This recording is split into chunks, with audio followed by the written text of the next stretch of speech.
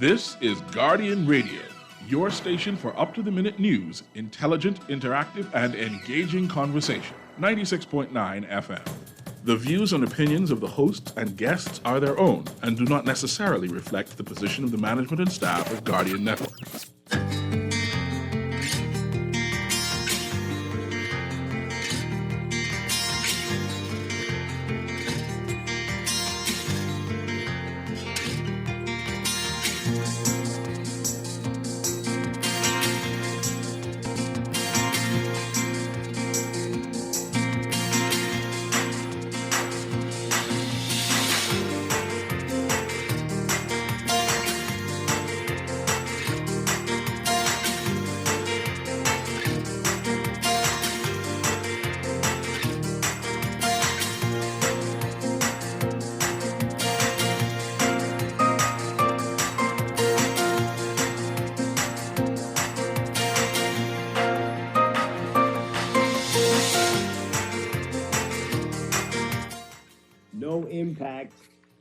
Mr. Davis shrugging off concerns of FTX's spending spree in Bahamas real estate, says Sam Bankman-Fried was interviewed by Bahamian authorities.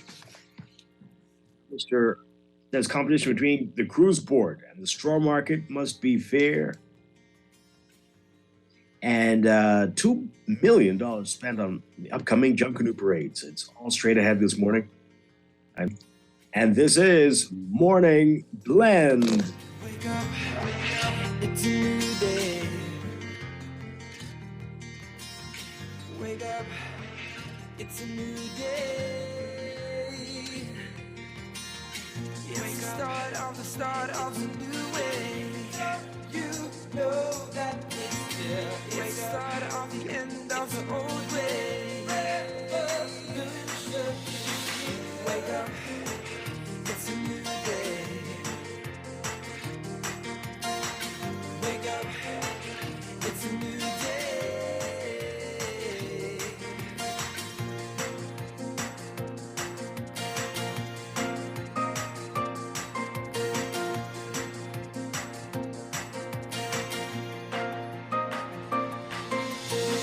Wake up, it's a new day.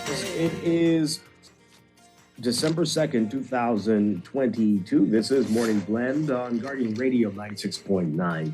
Once again, I'm Dwight Strachan. In a moment, Stephen Hanna will be joining us. Also this morning, yesterday was International Day for Persons with Disabilities. We'll be talking about that and the struggles for people with disabilities in the Bahamas and the progress that we've been making, if any. We'll get into that this morning. Later in Morning Blend Business, the countdown is on for the country's 50th anniversary of independence, and the kickoff to this, expect to be this event this weekend, the Walk to 50. We'll get details about that and the plans for the 50th this morning. That's all straight ahead, but first, it's time for the Overnight, the latest breaking news from while we're sleeping, the top national and international headlines this morning.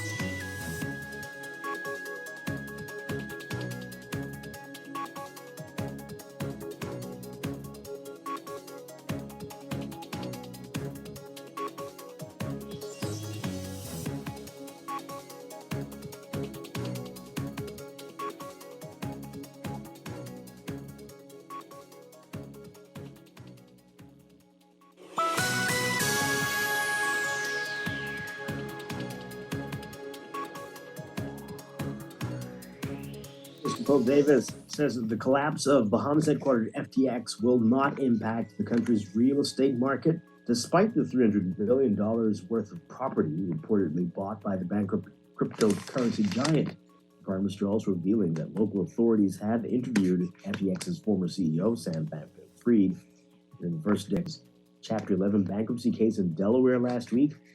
Co-counsel for the debtors, James Bromley, said that one of the U.S. debtors is an entity that purchased almost $300 million worth of real estate in the country. Based on preliminary investigations, most of those real estate purchases relate to homes and vacation properties that were used by senior executives of FTX. A search of records of the Office of the Registrar General showed that FTX, Bankman-Fried, and other companies and associates spent more than $130 million on real estate in the country since 2020.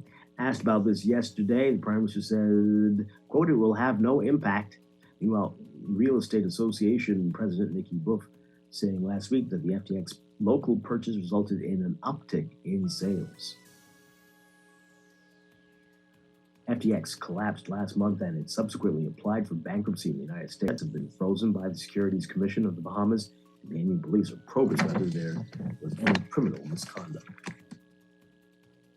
Prime Minister Davis telling the developers of the Nassau cruise port that some of the customers of the Bahamian retail market planned for the port will have to be driven to the nearby Nassau straw market to ensure that competition is fair. The new port, which began construction in 2019, is expected to open in late May of next year. Davis and other government officials were guided on a tour of the site yesterday by cruise port CEO Mike Moore Jr. During the tour, Moore said that tourism has been more the one to identify who's going in where, and meanwhile, the Prime Minister says the straw market is an historic site and that competition has to be fair. The government revealing in its monthly fiscal report that revenue improved by 22.4% in the month of October when compared to the same period last year. The report explained that receipts totaled $227.2 million by an improvement in tax revenue of $205.3 million. The monthly fiscal summary report outlined that value-added tax receipts totaled $118 million, while international trade and transaction taxes were $60.9 million. And Minister of Youth, Sports and Culture, Mario Boleg, says that his ministry spent over $2 million on upcoming Junkanoo parades. Speaking during a press conference, he said the ministry spent all this to ensure that the effective delivery of Junkanoo parades takes place, declaring a theme of unity as the country prepares to celebrate its 50th year of independence. Boleg also highlighted the value of family islands. He's encouraging participation from everyone for their favorite groups. Overseas, U.S. President and French President Emmanuel Macron vowing to maintain a united front against Russia amid growing worries about waning support for Ukraine's war effort in the U.S. and Europe. Biden also signaled he might be willing to tweak aspects of the signature climate legislation that have raised concerns with France and other European allies. Biden honored Macron with a grand state dinner Thursday evening, the first of the U.S. president's COVID-19 shadowed presidency for a foreign leader. But following up on Biden's upbeat comments might not go as smoothly as that fancy affair. Republicans who are about to take control of the House have shown less willingness than Biden to spend billions on Ukraine, and Democratic lawmakers said Thursday that they were not about to jump back into climate legislation.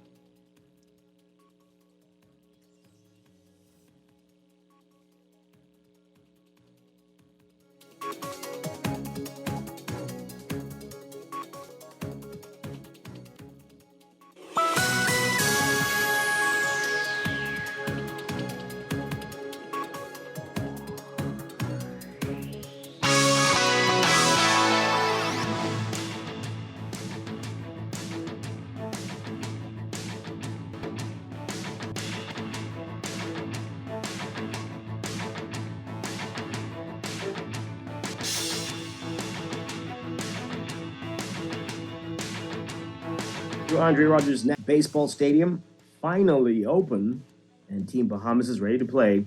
A 24-member team is set to represent the Bahamas in the new stadium in excess of 6 years in the making. It incurred cost overruns of more than $60 million, more than double the original budgeted price for the stadium. So the structure itself and adjacent booths and offices are incomplete. The parking area appears to be in the initial phases still, and the roadway leading to the stadium is odd. Youth, Sports and Culture Minister Manuel Boleg expressing delight in having a stadium at a standard capable of hosting the 4th annual Kokabe, that's the Caribbean, that away on Sunday. Team Bahamas will play in the featured game Sunday night at 7 p.m. against the U.S. Virgin Islands. The opening ceremony of the week-long tournament held 4 p.m. Goal celebrations wrapping up with the Regents Walk leading to the Thomas C. Robinson National Stadium. They start off Thursday with an international press conference officially cementing the staging of the 50th Carifta Games in New Providence. It will coincide with the country's 50th independence celebrations and the 50th anniversary of CARICOM. Olympians Shauna Miller-Weibo, Stephen Gardner, and Anthony Strachan got their monuments on the walk last evening as they were revealed as the latest in installed display. Full lifelike portraits of the trio, drawn by Jamal Roll, as a celebrity artist, were revealed as well. Roll's Bahamas' ambassador for cultural affairs. And NFL Thursday night action, Josh Allen throwing for 2 touchdowns as the Buffalo Bills beat the New England Patriots 24-10. That's sports, and that's the overnight. Time for your first look at weather, brought to you by the Strachan Challenge.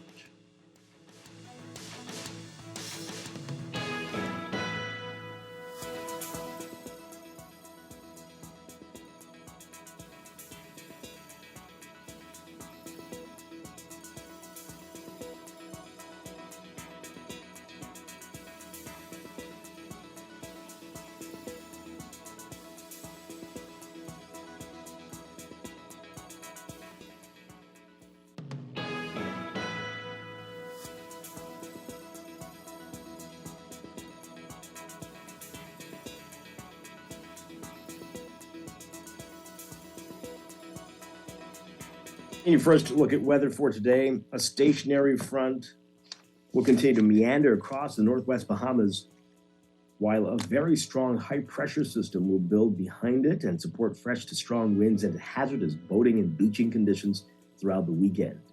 Beachgoers should stay out of the water, and small craft operators should remain in port. Pedestrians and motorists along coastal roads should exercise extreme caution due to the possibility of overtopping waves that could create hazardous driving conditions, and the glass window bridge on Luthra and the fishing hole road in Grand Bahama should be avoided during rough marine conditions. There's also a possibility of water spout and funnel cloud activity, mainly along the frontal boundary. So your forecast for today, for all areas, variably cloudy and very windy, with a few scattered showers and the chance of isolated thunderstorms, mainly near the front. Small craft operators should remain in port. Boaters can expect gusty winds and higher seas in or near heavy showers or thunderstorms. Winds northeast to east at 20 to 25 knots with possible gusts up to gale force. Seas 7 to 10 feet but higher in north to northeasterly swells along Atlantic exposures.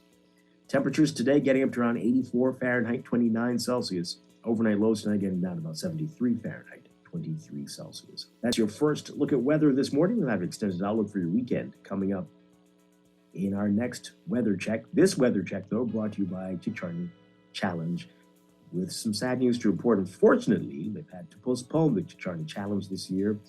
The return had been scheduled for Saturday, but the government has decided to begin its 50th anniversary celebrations on December 3rd with a first event as a 5K and 10K.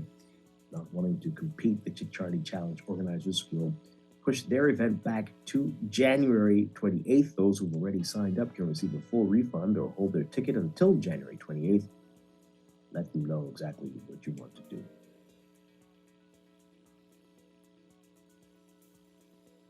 It's time for a break, but when we come back, we're going to be discussing the day's top stories right here on Guardian Radio 96.9, your home for fresh news and smart talk all day.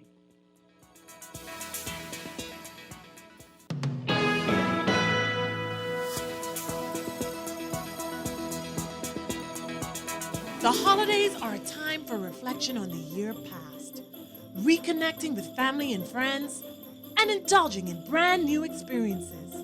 No matter what your holiday may bring, at Rev, we want to remind you to do it together.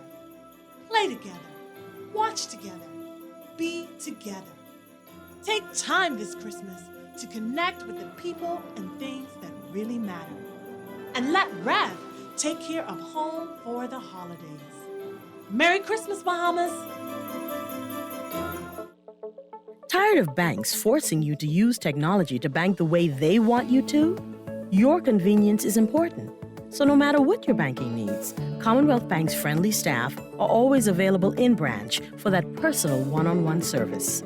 But when you choose technology, our online and mobile banking app offers you state-of-the-art functionality. The choice is yours. Commonwealth Bank, Bank the way you want. This is Guardian Radio 96.9 FM. Fresh news, smart talk, all day. Wake up, it's a new day.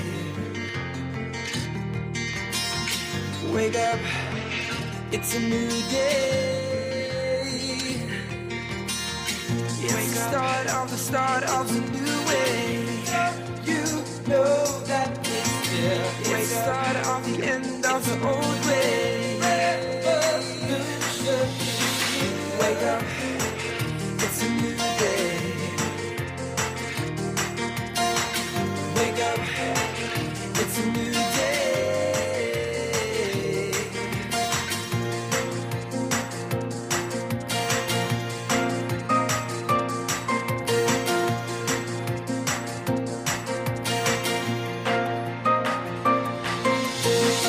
Wake up, it's a new day.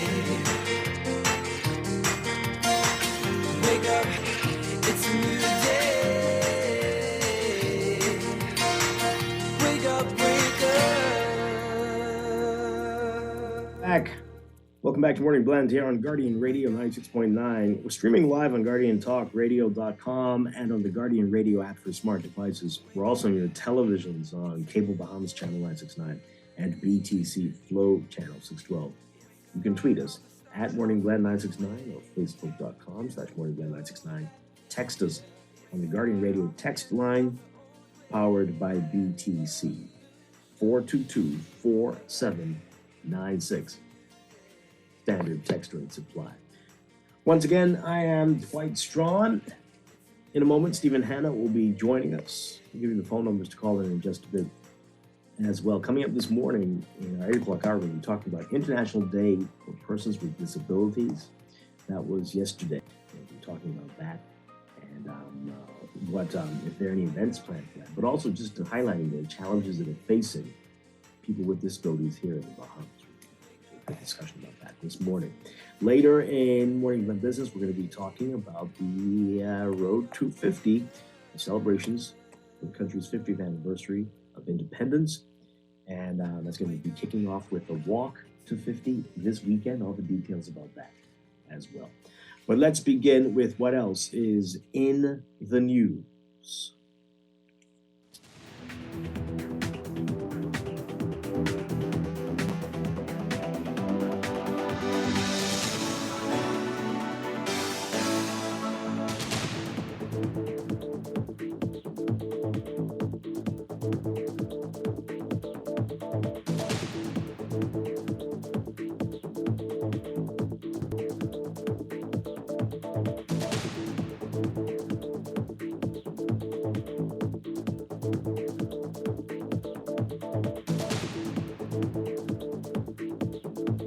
News. No impact. That's what Prime Minister Phil Davis says about the fallout from FTX and the real estate market in the Bahamas. Prime Minister was asked about this yesterday as he was at the tour for the new Nassau cruise port. Asked about this after it's been revealed that FTX and those affiliated with the company spent about $300 million worth of property purchases here in the Bahamas. So the Prime Minister says it's not going to have any impact. And he also revealed that local authorities have interviewed FTX's former CEO, Sam Bankman-Fried. So when asked about that part, if local authorities interviewed Bank SBF as yet, David said, quote, "I heard that he was," I guess that means was interviewed by local authorities.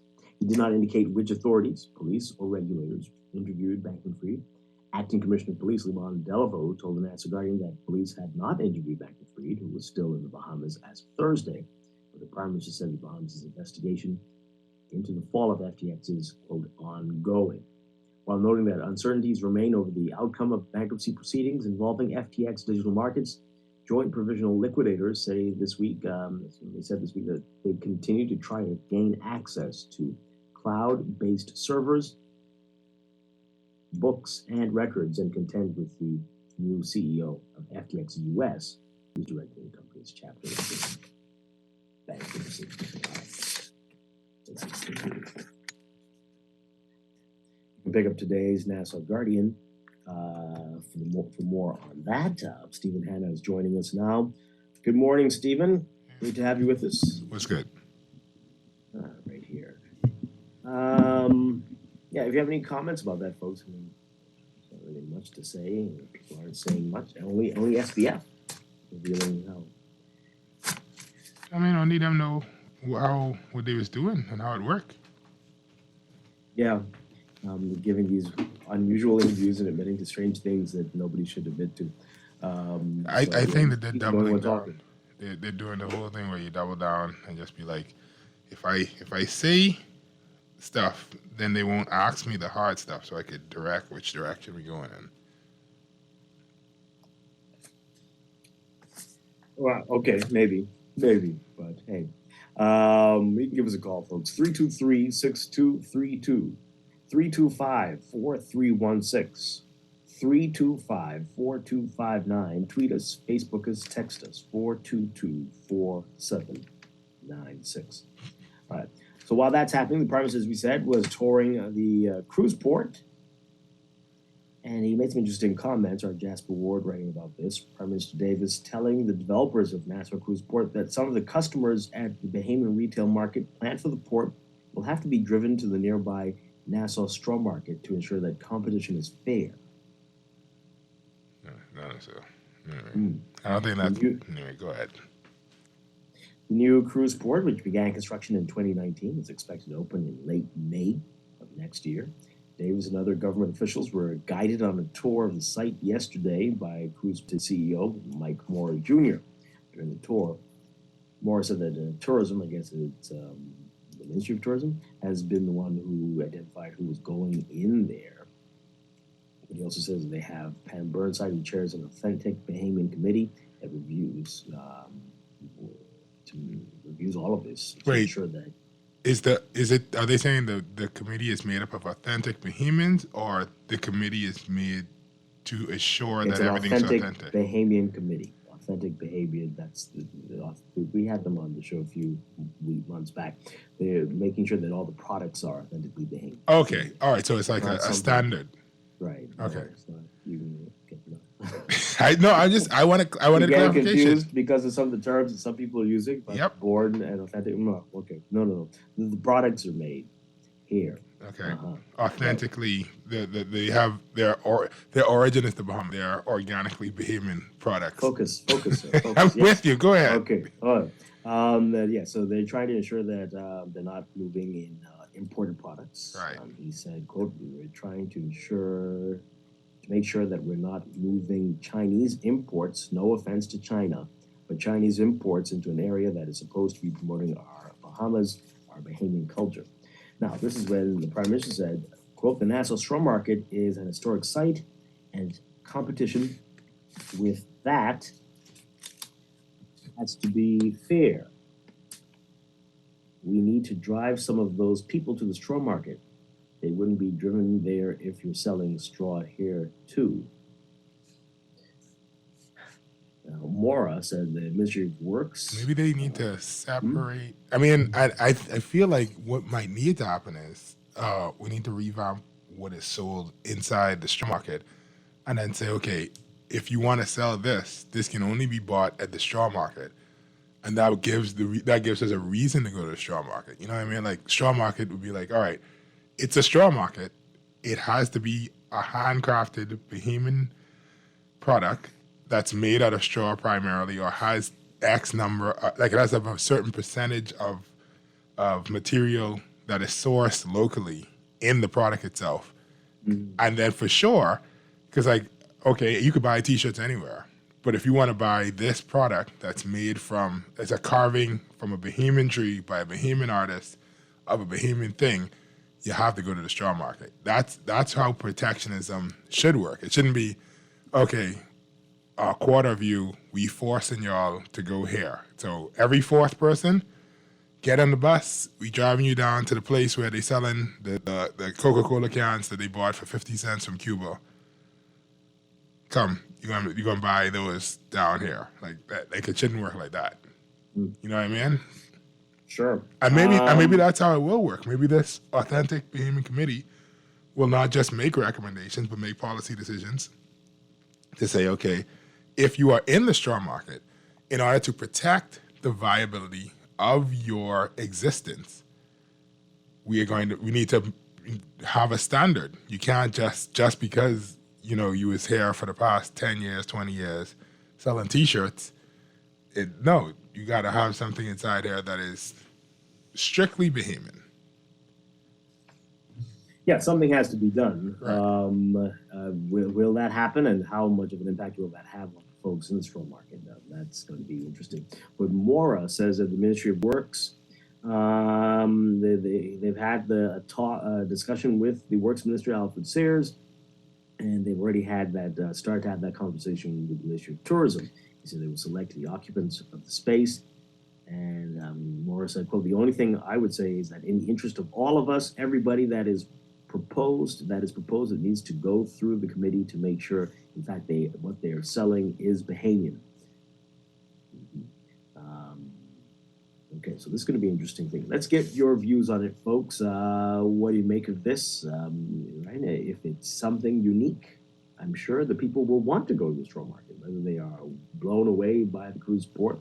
If there's something in there that they need to see and they hear about it, if it's promoted properly, and a different offering from what they can find in the cruise port, they'll have no issue going there. But let's hear 36232. 325-4316, 325-4259. Tweet us, Facebook us, text us, 422-4796. Let's go to the phone lines. Good morning, caller. You're on the air. Yes, good morning, Glenn, and thanks for taking my call. Dwight, do you own a wallet? Any? Crypto wallet? No? I do not know. Okay, good. Well, if you did, you would know that you would have a public key and a private key. And you would know that the actual wallet, the transaction on the wallet, it happens in hashes. So the previous one is connected to the most recent one. So everybody knows who could look at the apology, know where the money is. Just that this boy is walking around with the public key and he has also the private key. So he's a very important young man. So when you get to interview him, could you bring him to me please? Okay. Have a nice day. Bring him to you. I don't understand. Yeah, well, no, he has. You realize how important he is worldwide right now. He's the most important man on this planet because he holds the private key for where people can see a transaction was done. Mm-hmm. And every transaction on the network takes 10 minutes. So they know where it is, but he has the knowledge. Okay. Get it from him, please. Thank you. Well, let's see. Yeah, I'm trying. 323-6232. 325-4316. 325-4259. Tweet us, Facebook us, text us, 422-4796. Got a few of your text messages here.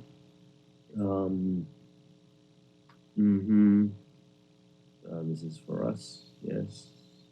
Can we establish some indicators for success and complete before we start? When they told us they were spending $30 million over budget to complete the stadium, did anyone say we'll consider it completed without grass, bathrooms, offices, or roads? Nobody does that. So why do they want to spin what's complete, that it's complete now, despite it not being complete?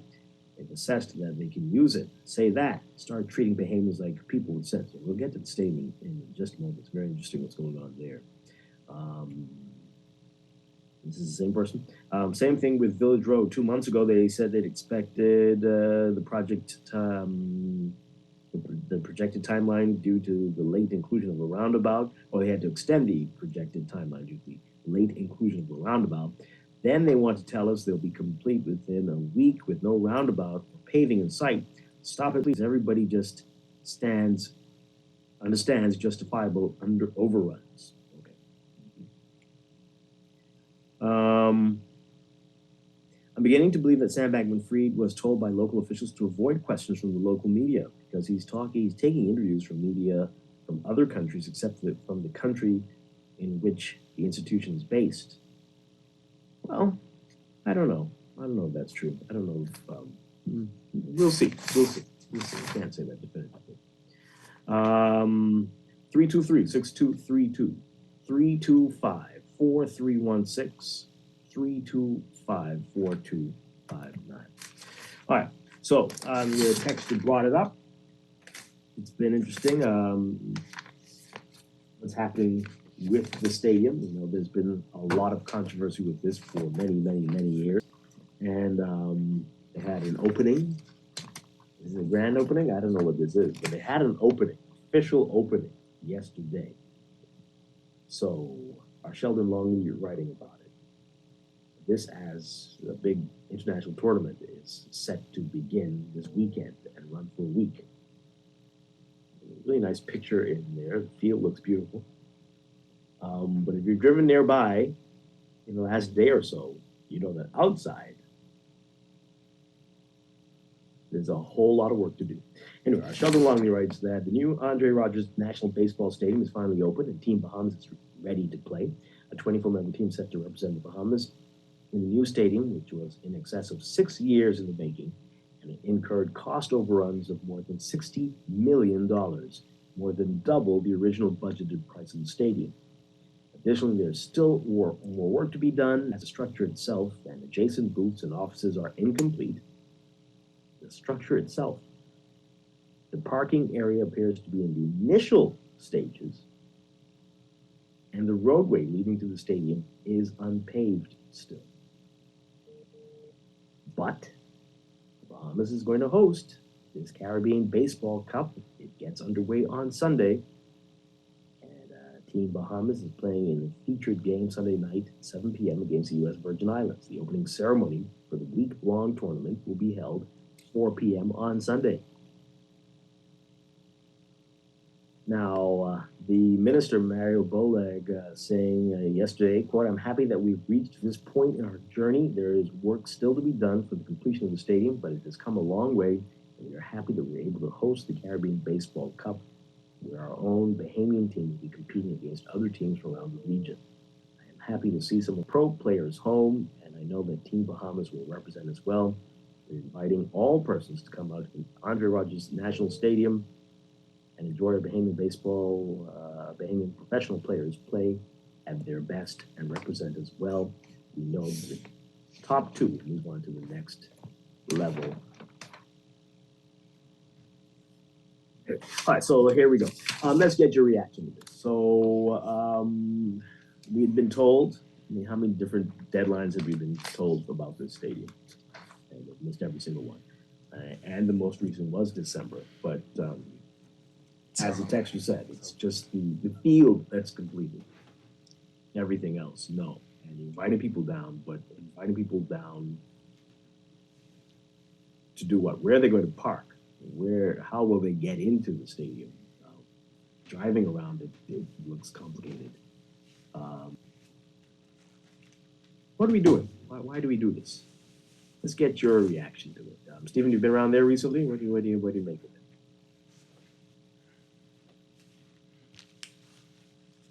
Stephen, can you hear me? Oh, sorry. Go ahead. Yeah, have you been around there? What do you make of what's happening around the stadium? I mean, I drive past it. But then it's one of those things where I'm more used to seeing it cement covered and halfway finished than seeing it finished. So, if I recall, wasn't it. Anyway, it's a thing. It exists. I don't know how baseball works. I would need a baseball person to explain, what we're looking for in a stadium. Parking is always a concern. If the parking isn't, wasn't it supposed to be ready for like a junior championship? Yeah, that was this year, right? Months ago. Yeah. Yeah. But this is a bigger one, right? And it is. There are more people working out there now than ever before, which is a good thing. Yeah, but timeline, right? Yeah. But again, the event is in 2 days. 2 days from now. Yes, Sunday. It begins, and there is no parking. They've just started to work on the parking lot. there's still a lot of work going on outside. Maybe they'll put like a couple all-nighters It's and impossible, and there's rain coming. yeah. I mean, This there's is all not this going to already. happen. I don't want to be negative, but it's not going to happen. So what are you going to do? Bus people over from the Kendall Isaacs gym or something, or the track stadium, and then have them stand on planks to get into this? I don't understand. But anyway, Where did the thing is the fan area, like the area for the fans to be there the finished? stands? I don't know. I don't know. But the field looks beautiful. The field looks beautiful. Let's hear from you. We've got calls on the line. Good morning, caller on the air. Is that me? Yes, sir. Yes, you're on. Turn on your Happy radio. day to this Strachan Weiss, along with you and Stephen Dwight. Morning. Good We morning. need justice, law, and order in this country. Weiss, I have a couple of comments, but my question is, the proprietor of FPX, Right. his origin is where? His nationality is where? He's American, I think. I didn't hear you. He seems to American. be American, yes. Oh, you're American. I got you. Now, what I want to say, my comment is this. Dwight, when you don't have the full information to feed the public with, it doesn't sound nice coming over the radio. You should get your information from the authorities. Who are you talking about, Brayman? What are you talking about now? What are we You talking don't about? have to shout. Yeah, What I'm because you need to speaking stop. of, You need to make sense. I mean, who are you I'm talking making about? sense. What I'm saying is, right, when you was commenting of the Prime Minister and the straw market, right? You speak as though you didn't have proper information. You were speculating, and Stephen I'm was reading from the speculating. newspaper. Yeah, I'm reading. Okay, drop this call, please. Stop. Yeah, we're reading from the paper, and sometimes it doesn't make sense. So there's a lot of speculating going on in the country on everything. So let's not play brand new, for God's sake. Yeah, sometimes we have to interpret the stuff that we're reading. Like, does he mean that? Because that's not clear. Why didn't he say this? Why did he give this one word answer or this tiny sentence here? It leaves a lot to be interpreted, right? We can't figure it out. So that happens. Where have you been? You just realized this? It's unfortunate. I agree with you. Yeah, it would be great to have all the facts all the time. We don't ever get it. So if we were to wait for what you're saying, we would never be on the air. Okay, text messages. Let's just stick to text messages. Dwight, this is 2022, not 1976. The straw market is in the tourism business. They want clients, so compete. So okay, this my issue with what it is, right?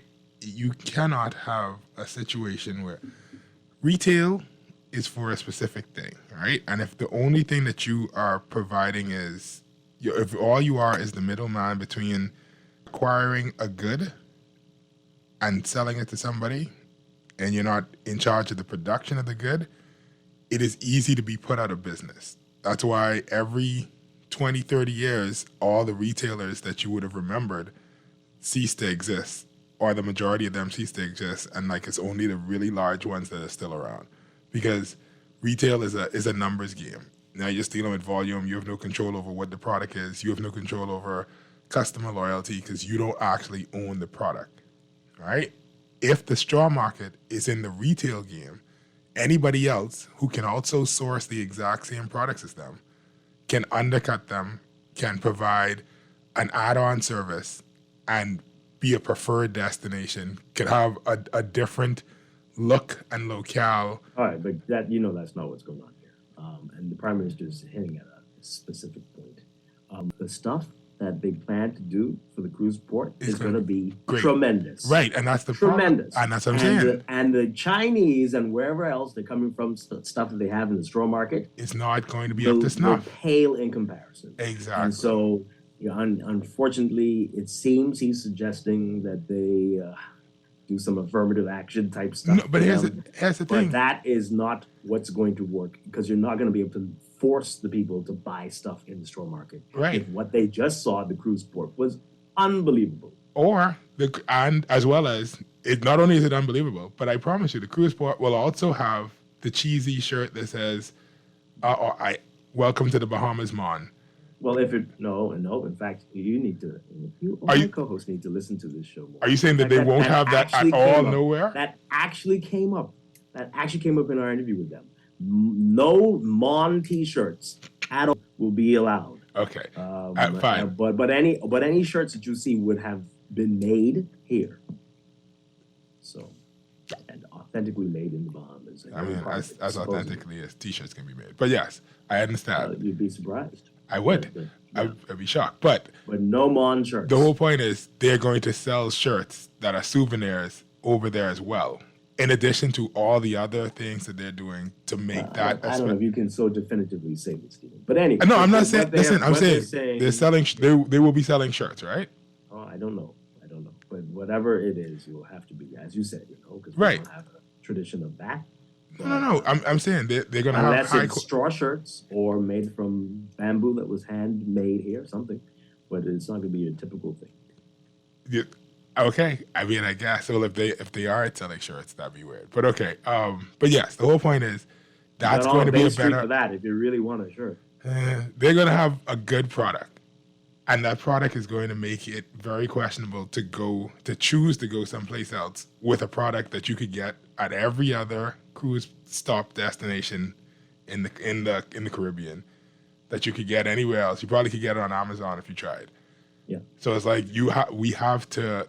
The issue is not going to be, even if we drive people there, like you said, you're going to still need to have something that they want and some level of value. So you have to start producing something that makes you. Well, it's not. They need to, right? So yeah, I mean, that's what I'm talking to. The government gets involved in this. No, the right? you is this them. Is over. I'm talking to them. The you that's in is them. They need to do this. Right. I was just talking to them directly. Step it up. People have been saying that for decades. This straw market is not what it used to be. Right. And need to step it up. Because you really, as you mentioned, you really can't find all this stuff at every single Caribbean port. It's insane. Right. And that's why so many people refuse to come off the ship, because they've seen it all before. Let's take this call really quickly, and then we've got to take a break. Good morning, call. You're on the air. Yes. Good morning to you, Dwight, and good morning to you, Stephen. Morning. I think when they talk about Bahamian Church, Stephen, they may be talking about ambrosia, where the intellectual contribution, even though we don't make cotton and these different things, is basically primary Bahamian input. But Dwight, on the public key type thing that he spoke about, those are just two sides of the same coin. Somewhat confusing, but it's basically one encrypts, one decrypts. I give you my code to encrypt, only I have the key to decrypt it, public-private key, nothing particular fancy. But it's this very foundation of why we think we need to have a conversation concerning exactly what cryptocurrency is. Because not only does Sam Bankman-Fried have an engagement of the Bahamian media, but I think it's time for the commission as well as the trustees to also have a conversation concerning exactly what is happening. I saw in your yesterday's paper you actually spoke concerning access to the server.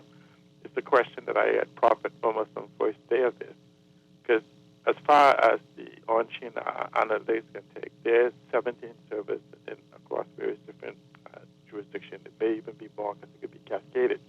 And that's where the data and that's where the unwinding of this information is. Because Mr. SBF himself said that he operated from the Bahamas, but he also said he operated in the Bahamas. Because Alameda is the place that operated from the Bahamas, not necessarily in the Bahamas. And these differentiation among these multitudes of companies concerning also these data overlaying, and the key to actually regulation is control of data. And the fact that it's seemingly that these data may not be in any cloud-based service within the Bahamas, the question then is, how do we regulate? How do we unwind it? How did we seize any type of environment? Even today, the commission has yet to release even the cold storage information as to exactly what is that they have seized. So we don't know what is missing. We don't know whether the Bahamas has taken a beating concerning whether or not this so-called hack is even part of the provisional information that the government should have or should not have. So they may have $5 worth of cryptocurrency, and this hack may even be bigger. And so it's a whole lot of questions. I understand somehow digital naivety in almost all things digital, but there's a lot of things to be happening. There is literally tens of thousands of conversations. Yeah. Okay. Thank you very much. About that. All right. We'll come back. Talk more about the stadium and about the Portland's market. Get your reaction to that. This is Morning Blend on a Friday morning here on Guardian Radio 96.9. No more broken hearts. We're better off. Let's give it a try. Tell me lies. Tell me lies. Tell me sweet little lies. Tell me lies. Oh no, you can't disguise. No, you can't disguise. This is Guardian Radio 96.9 FM, Nassau, Bahamas. AP News, I'm Jackie Quinn. The joint resolution is passed. Fears of a rail strike backing up the supply chain again, and the economy billions of dollars a day have been averted. But not everyone's happy with Congress forcing unions to accept a labor deal. More from our Sagar Magani. The Senate passed a bill binding rail companies and workers to a proposed settlement reached in September, and the bill now goes to President Biden, who hours earlier defended the settlement. I negotiated a contract no one else could negotiate. With pay raises, but not more paid leave. Retired engineer Jeff Kurtz doesn't like unions losing their right to hold out for better terms. Democratic Party has become the de facto HR department for the railroads. President Biden, hosting the president of France for a state dinner last night, said he'd be willing to negotiate with Russia's president to bring an end to the war in Ukraine. A big scare at a California middle school. Here's our Lisa Dwyer. 10 Los Angeles students appear to have overdosed on edible cannabis products at their middle school in the San Fernando Valley. The Los Angeles Fire Department says the students experienced mild to moderate distress at the Van Nuys Middle School. The Supreme Court's agreed it will decide whether the Biden administration can broadly cancel student loans. That means the offer is blocked for now, but a final answer is expected this summer, well before the now extended pause on loan repayments is set to expire. The Prince and Princess of Wales got a first-hand look at innovations at a green technology incubator in suburban Boston, delighting royal watchers who gathered to see them. Well, this is a once-in-a-lifetime opportunity to see the Prince and Princess of Wales, the new Princess and Princess of Wales. This is AP News. Lava from a Hawaiian volcano slowed its approach to highway. Rivers of glowing lava oozing from the world's largest volcano, Mauna Loa, shouldn't be able to reach the main highway linking the east and west coasts of Hawaii's Big Island for at least a week. So says Ken Hahn, lead scientist at the Hawaiian Volcano Observatory. 3.5 miles isn't that far if you walk. If you drive, it's a lot faster. If you crawl, it's a lot slower, right? So sometimes the lava flow is driving, sometimes it's crawling. Traffic patterns have been altered to handle the crush of sightseers. Mauna Loa last erupted in 1984. I'm Norman Hall. China's Professional Basketball League has fined former NBA star Jeremy Lin for making inappropriate comments about quarantine facilities for his Chinese team. It comes as the government tries to suppress protests against antivirus controls. Lin was fined $1,400. I'm Jackie Quinn, AP News.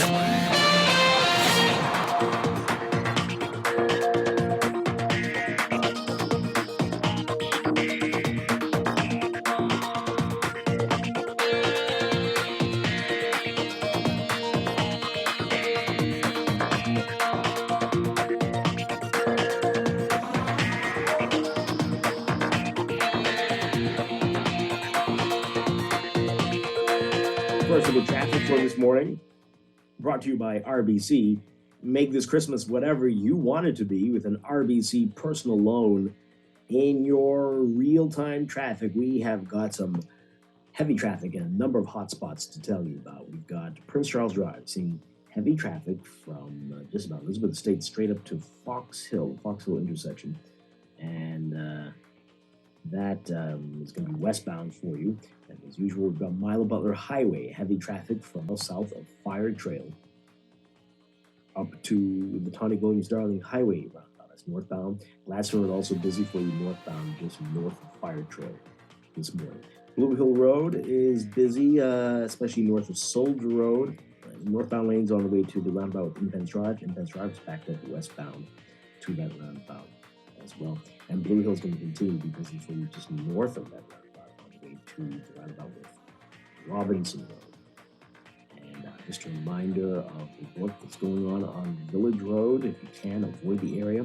Boyd Road as well, the paving. I've not completed the paving there either, so if you can, avoid Boyd Road. And it's been raining, so there are new, fresh potholes in multiple spots, so keep that in mind. But that is your first look at traffic for this morning, brought to you by RBC. Apply for a loan with RBC at rbc.com/loan, and don't pay until February 2023. And remember, RBC is looking for acts of kindness this Christmas. Spread some good together. Share your story of an act of kindness on their Facebook and Instagram pages. A registered charity of your choice could be selected to receive a donation from RBC. Be inspired. #RBC Give and Get.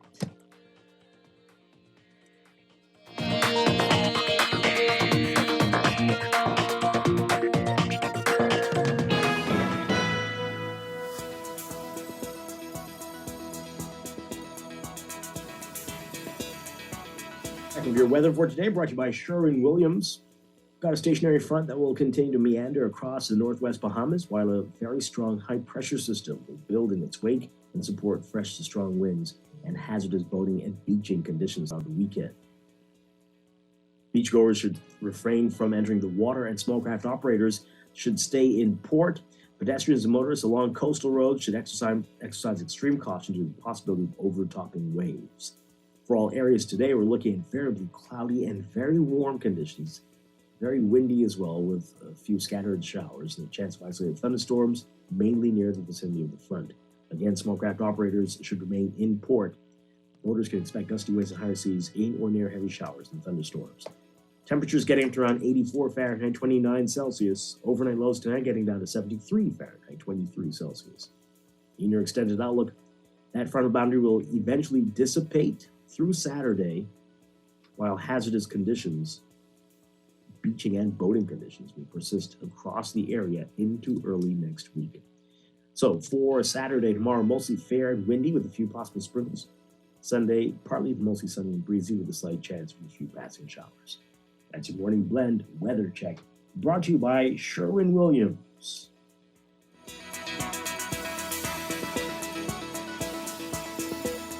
Sherwin-Williams Paints wants to make your holiday a splash jollier. November 21st through December 23rd, come deck your walls with color by stopping into either the Tawny Williams Darling Highway or Prince Charles Drive location and take advantage of their Christmas sale of up to 20% off. And when you spend $100 or more, you enter to win prizes like hotel stays, boat excursions, interior designer consultations, and more.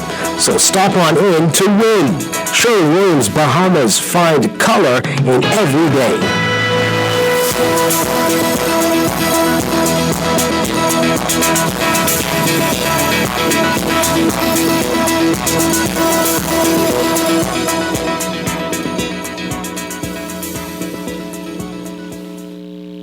It's the most rewarding time of the year. RBC, get along to buy whatever. RBC makes it better.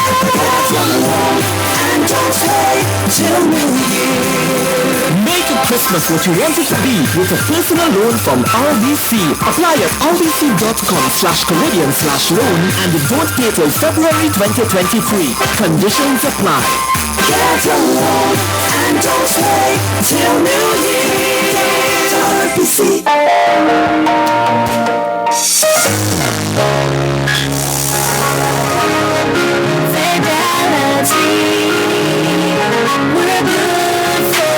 We know how important collecting your money can be to the success of your business. Start your relationship with Fidelity today so that we can show you the many options available to you with our merchant services.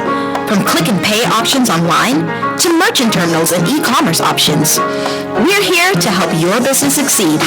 For more details, speak to one of our business development officers at 356-7764 in Nassau or 352-6676 in Freeport. Visit our website at fidelitygroup.com or visit any of our branches.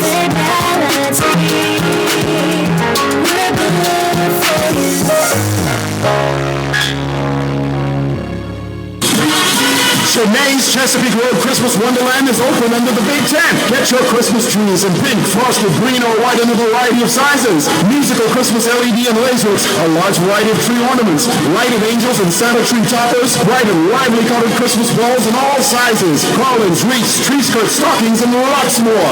Add flowers, picks, and decorative mesh to brighten up your home or office this holiday season. And don't forget the toys at Cheney's Chesapeake Road. Check our selections online at www.cheneys.com. It's the most rewarding time of the year.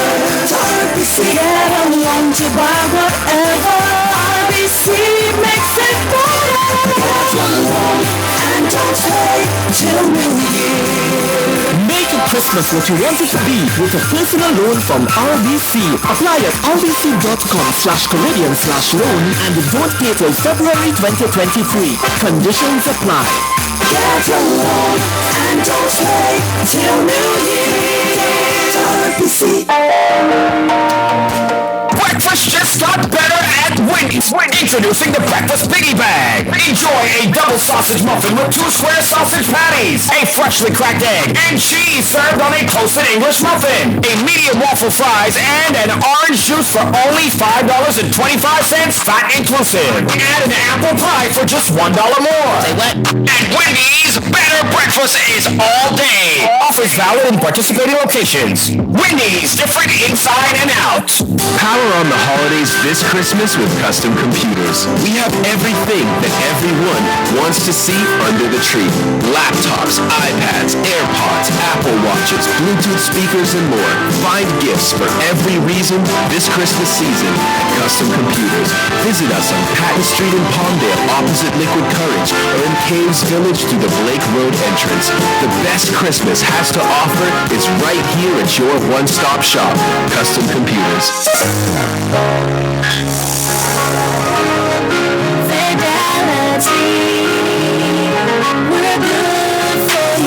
I used to think of the bank as my personal ATM machine. If I wanted a new car, new furniture, a weekend trip to Miami, no problem. Just max out the credit card or top up my loan.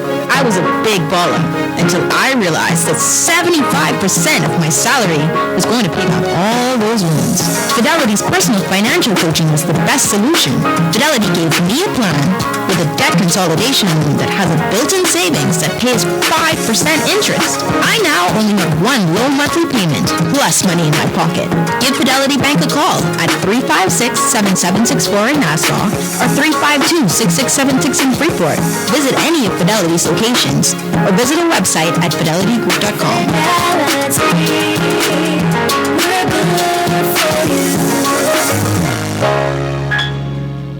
Florida Auto Parts can deliver all the auto parts your car will ever need, direct from the USA and from around the world. Florida Auto Parts provides fast delivery on auto parts, and we ship throughout the Bahamas, genuine or aftermarket, new or used, and all for the best price. Call Florida Auto Parts Trusted Parts Rep on WhatsApp at 1-786-772-8777 to save on your next auto parts purchase. Florida Auto Parts, the right parts at the right price. Earning zero interest on your savings at the bank? With as little as $100, you can start earning interest on your money while you're sleeping, eating, or standing in line at the bank with the CFAL Savings Express Plan. Ready to invest? Start by putting $1,000 into our mutual funds and earn interest there too. Because at CFAL, interest is our interest. Visit CFAL.com to start now. CFAL, growing wealth for future generations of Bahamians.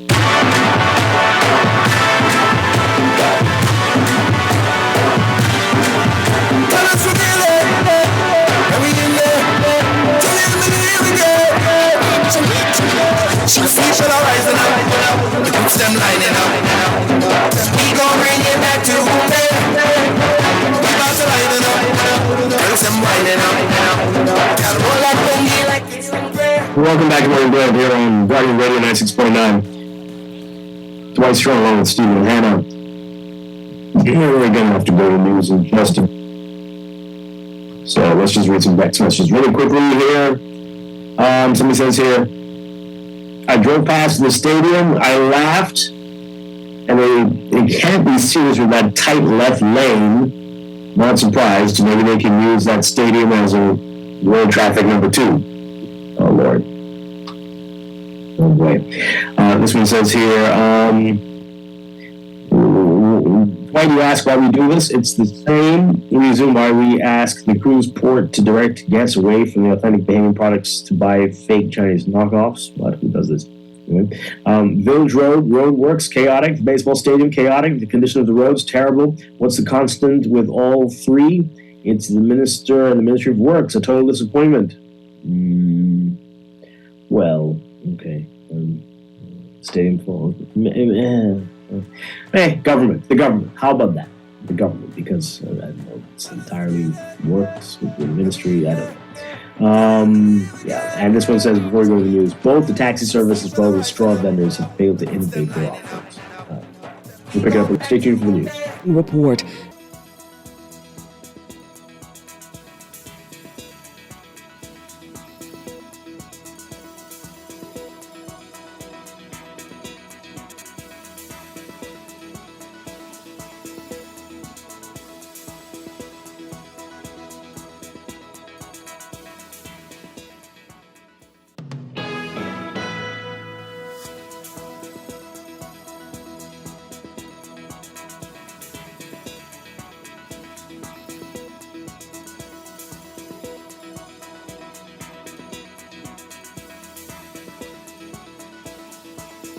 Welcome back.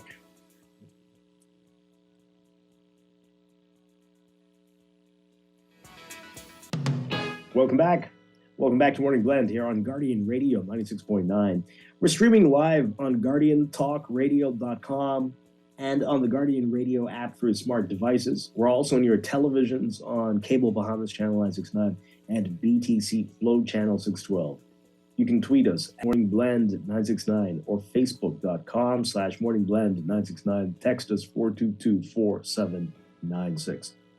And now at 8:18, time for another check of your weather for today. Brought to you by Bahamas First Insurance. We've got a stationary front that will continue to meander across the northwest Bahamas, while a very strong high-pressure system will build behind it and support fresh to strong winds and hazardous boating and beaching conditions throughout the weekend. Beachgoers should stay out of the water, actually, and small craft operators should remain in port. Pedestrians and motorists along coastal roads should exercise extreme caution as well, due to the possibility of overtopping waves that could create hazardous driving conditions. We're also seeing potential risk. There is potential risk for funnel cloud and waterspout activity along the frontal boundary. For all areas today, the forecast calls for variably cloudy and very windy conditions with a few scattered showers and the chance of isolated thunderstorms, mainly near the front. Small craft operators should remain in port. Gusty winds and higher seas expected in showers or heavy thunderstorms. Winds could get up to gale force strength, especially over open waters. For today, your highs getting up to around 84 Fahrenheit, 29 Celsius. Overnight lows tonight getting down to about 73 Fahrenheit, 23 Celsius. In your extended outlook, That frontal boundary will eventually dissipate through Saturday, while hazardous beaching and boating conditions will continue across the area into early next week. So for Saturday tomorrow, mostly fair and windy with a few possible sprinkles. Sunday, partly mostly sunny and breezy with a slight chance of a few passing showers. That's your morning blend weather check, brought to you by Bahamas First Insurance, still the first and only local insurance company and agency network that led by car and home insurance, 100% online. Try it at bahamasfirst.com.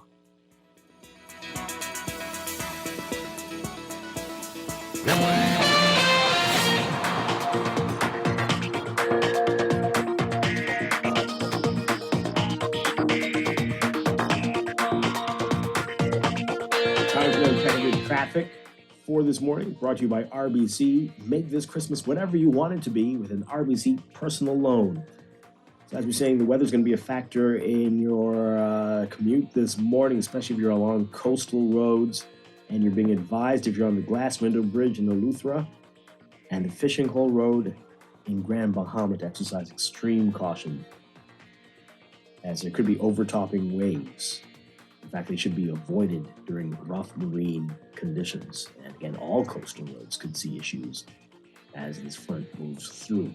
In your real-time traffic today, the hot spots are as hot as ever this morning.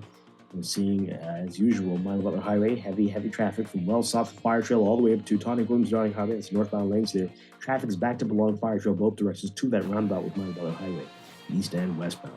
And again, the traffic extends well south of the roundabout this morning, so keep that in mind if you are heading there. Gladstone Road also busy for you from Fire Trail straight up to JFK Drive, and some building traffic at the roundabout along JFK eastbound this morning as well. Six-legged roundabout seeing some traffic in multiple directions, eastbound on JFK, southbound on New Providence Highway, northbound on Mile Butler Highway, and then we've got Prince Charles Drive. Heavy traffic from Elizabeth Estates straight up basically to the Soldier-Robinson Road intersection, and Soldier, well, between Soldier and Old Trail. Robinson Road is extremely busy for you westbound, and all of Prince Charles looking challenging this morning. Bernard Road as well near the schools. Eastern Road not as bad as usual this morning at this hour. Back to Blue Hill Road, we've got the heavy traffic as usual, just north of Soldier and between the roundabouts. Independence Drive looking busy, west and eastbound this morning. Those are your hottest spots, but there are others. You need your patience this morning. Good luck to you. And it's wet in some areas. Keep that in mind. That's your morning blend. Traffic brought to you by RBC. Apply for a loan with RBC at rbc.com/Caribbean/loan and don't pay until February 2023.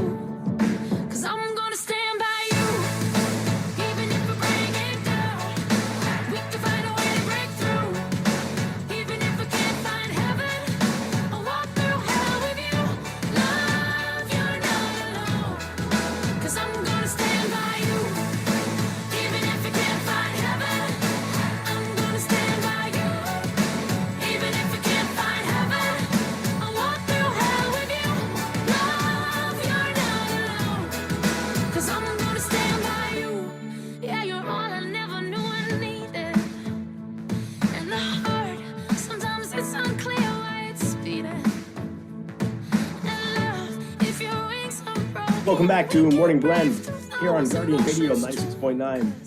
Dwight Strachan, along with Stephen Hanna. And International Day for Persons with Disabilities is coming up.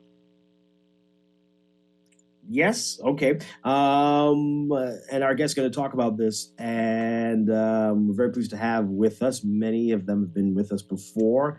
We have from Disability Affairs, Kendrick Roll. We have from the National Commission for Disability, Nalini Bethel, and the Vice President of Marketing at NAD, Jan Knowles. Good morning, everybody. Great to have you with us. Good morning, Dwight. Good morning. Good morning, sir. Good morning to your listening audience. All right, so I'm a little.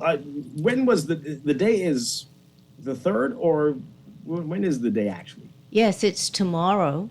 It's tomorrow. Okay, yes. Great. So we're right on time. Yes, we right are. on time. And that's but wonderful. we have a whole week of celebration. Okay, that is wonderful stuff. All right, so let's talk. Do we have a separate theme locally from the international theme? What are we looking at here? Our theme this year is United We Stand, Together We Can. That is the local theme for Disability Awareness Week this year, which runs from the 1st to the 7th of December. Okay, all right, wonderful. And I'm seeing that the international theme is Transformative Solutions for Inclusive Development, the role of innovation in fueling an accessible and equitable world. All right, so two really great, powerful themes. Let's talk about disability issues in the Bahamas and where we are. We talk with you often, Kendrick, and we talk about whether there's been progress. But what are we seeing right now here in the Bahamas? Well, I'll let you speak to the chairperson of the National Commission right now, Ms. Bethel, because she has some wonderful things she wants to share with the Bahamas today. So, Ms. Bethel, take it off. Let Dwight know what you're doing. Okay. Well, we at the National Commission, we are really charged with upholding the rights of persons with disabilities in the Bahamas. And so this means not just Nassau, but throughout the length and breadth of the Bahamas.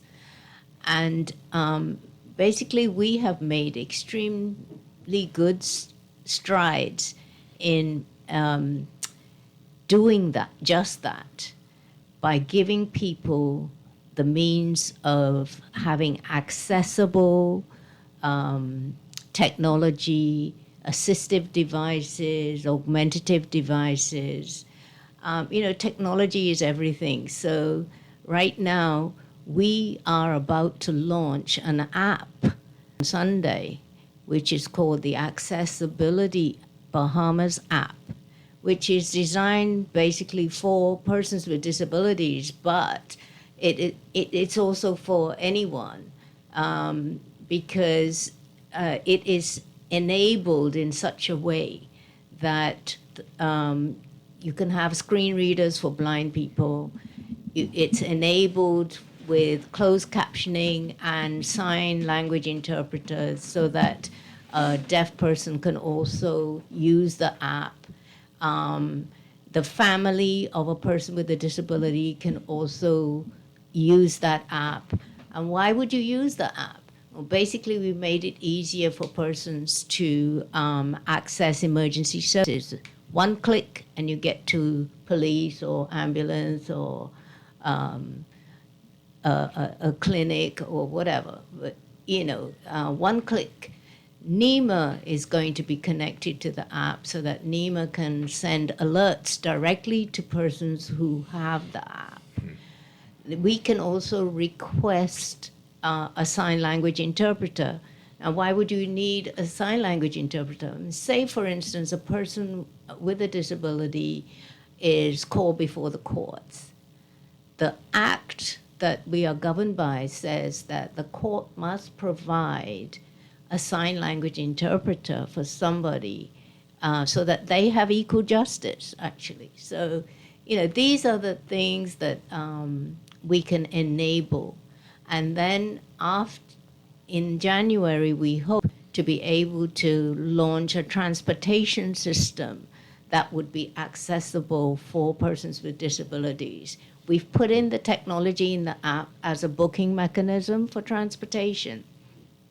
And we will also be able to get job listings for persons with disabilities. You know that the government has an initiative with the 52-week program. But in addition to that, the Act says that every 100 persons you have employed, there should be one person with a disability. Right. And so, therefore, that, we want to make sure that there's job access. So, I mean, about that, because I was going to ask you, to what extent are both of the themes of this year being, I guess, adhered to, or when you talk about inclusion as the international theme, as well as, like, again, to paraphrase community for the local one, you still have, even with government offices, where there are stairs, no elevators, there's no ramp, like basic stuff like that, as well as in terms of like persons who like are visually impaired. It's not like they got braille all over the place on even like the signage for bathrooms. Like that's a simple thing. The signs come with those, but you don't necessarily even have that. And things like what do you call it, the door stops, how they're created, all that. Like there are a lot of different issues, and not just in private institutions, but also in government institutions. Yeah. What is being done about that? And also with the app, was there training for the police side and the emergency system, the emergency side? Because as a fully... well, let's split them into two questions, because that's a lot there. I was trying to get it out before while I remembered it. Go ahead. But, well, I'll write it down. Okay, so the first part is very important. Jan, you might want to jump in there, because the private sector has a lot of issues as well. The government can decree these things, but is there follow-up? Do people really adhere to this? And then Nalini made the great point about the requirement for employees, but do we see that? Is that happening? Well, from the standpoint of the private sector with the airport, the airport development was a massive development, and a lot of thought went into accessibility when we built the new airport. And the new airport that we have today is fully accessible. We're very proud of the accessibility features. But of course, there's always more to do. And so today, Dwight, we've been working closely with with Nalini and her group. As a matter of fact, they came to us about 6 months ago to sit down and talk with us about how we could make travel more accessible and easier for persons with disabilities. We've had many, many conversations, and we were, as an airport and as NAD, we were simply inspired by the work that they do, by the things that they are attempting to achieve, that we have now shifted our full community focus to making sure that travel is accessible to everyone. And that's everyone with a disability, whether it is a visibility or even a hidden or non-visible disability. So today we wanted to join this group and to talk about a new program at LPIA called the Sunflower Lanyard Program. And this program will take our accessibility features a little bit further by allowing everyone in the airport environment to be trained to understand that someone wearing a sunflower or a sunflower lanyard, that individual has a hidden or non-visible disability, and that they may need additional help or additional support going through the airport. In the world, 1 in every 7 persons has a disability, whether that's visible or a non-visible disability. But in that 1 in 7 person, 80% of the disabilities that exist are non-visible. Persons can have autism. It could be a neurological disability. It could be someone who's blind. Right. You cannot tell. This gentleman here, he just looks like a fellow who looks exactly like my brother in sunglasses. So you walk up to him, no one knows. You may give him an instruction, but if he's wearing that lanyard, then that's a clue for an airport person to know, I need to take a little bit more time. I need to understand. I need to be patient so that everyone who can go through the airport, everyone who can travel is able to travel. We found it to be a very good fit for our airport, and as we go through the process of training staff, I was going to ask about the training. it's been an amazing process to see the level of receptiveness. So we've started a training process for all agencies across the airport. We have had, amazing support. Our first training program, where we started with frontline people, security, people who engage with the public. We had over 50 people just show up for the training. We were overwhelmed. But people are showing up because they want to help. And for the airport team, this is something that we realize is a source of pride. We had launch day for the Sunflower Lanyard program yesterday. And I must say, everyone was so excited because people realized that this is a very, very good fit in terms of what we do as an airport. Follow up on Stephen's question, then I guess Kendrick maybe can answer that. Are you seeing this type of enthusiasm, like what we're seeing at NAT and LPIA, in other agencies, private and public? Or do you get that type of reception where people are interested in helping and assisting? Well, the reality of it is, in every sector, you would have a small grouping of persons who have keen interest in the betterment of or the empowerment of persons with disabilities. However, we as the agencies or the leaders who are responsible for legislation and policies, we now have to come to the forefront and provide the training for disability etiquette. And that has been in the plans, but with these other stuff kicking off, we weren't able to get to it. But within the first quarter of next year, we are going to make etiquette training available for police, defense force, and banks and other customer service related services, so that they can get the proper training of disability etiquette, and then we'll take it from there. But every sector you will find some persons with interest. Mm-hmm. And Stephen, your other question about the app? My question about the app was, as a matter of when persons without disabilities call emergency services, sometimes they have issues. So, and whether that's police, whether that's the ambulance, whatever it might be, how much, I guess, training or talking have you guys done with the emergency services in preparation for this app, or in general with dealing with persons who may have disabilities who are trying to access emergency services? And like for the long, I know that even in the States, they don't have, like 911 is still like a call-in thing, and you can't. Most Bahamians, I don't understand why we could WhatsApp everybody, but for some reason in a small country like this, you can't WhatsApp emergency services, where you got to sit down with them and explain to them where Adderley Close is, where Montrose Court is, or wherever it is that you live, as opposed to being, okay, here's the pin, I'm going to drop it so you can get there as quickly as possible. Like, and that's, once again, that's for a person who doesn't have disabilities. I imagine that having disabilities might make it even more difficult, where a person who may not, who may be hearing impaired, isn't going to be able to make a phone call in the same way as somebody who isn't hearing impaired. So what are the options for them? But what is being done? Well, we have already talked to the police about it, and it's a work in progress, and we're getting there with regard to the full accessibility, like you say, about dropping a pin and everything else, right? It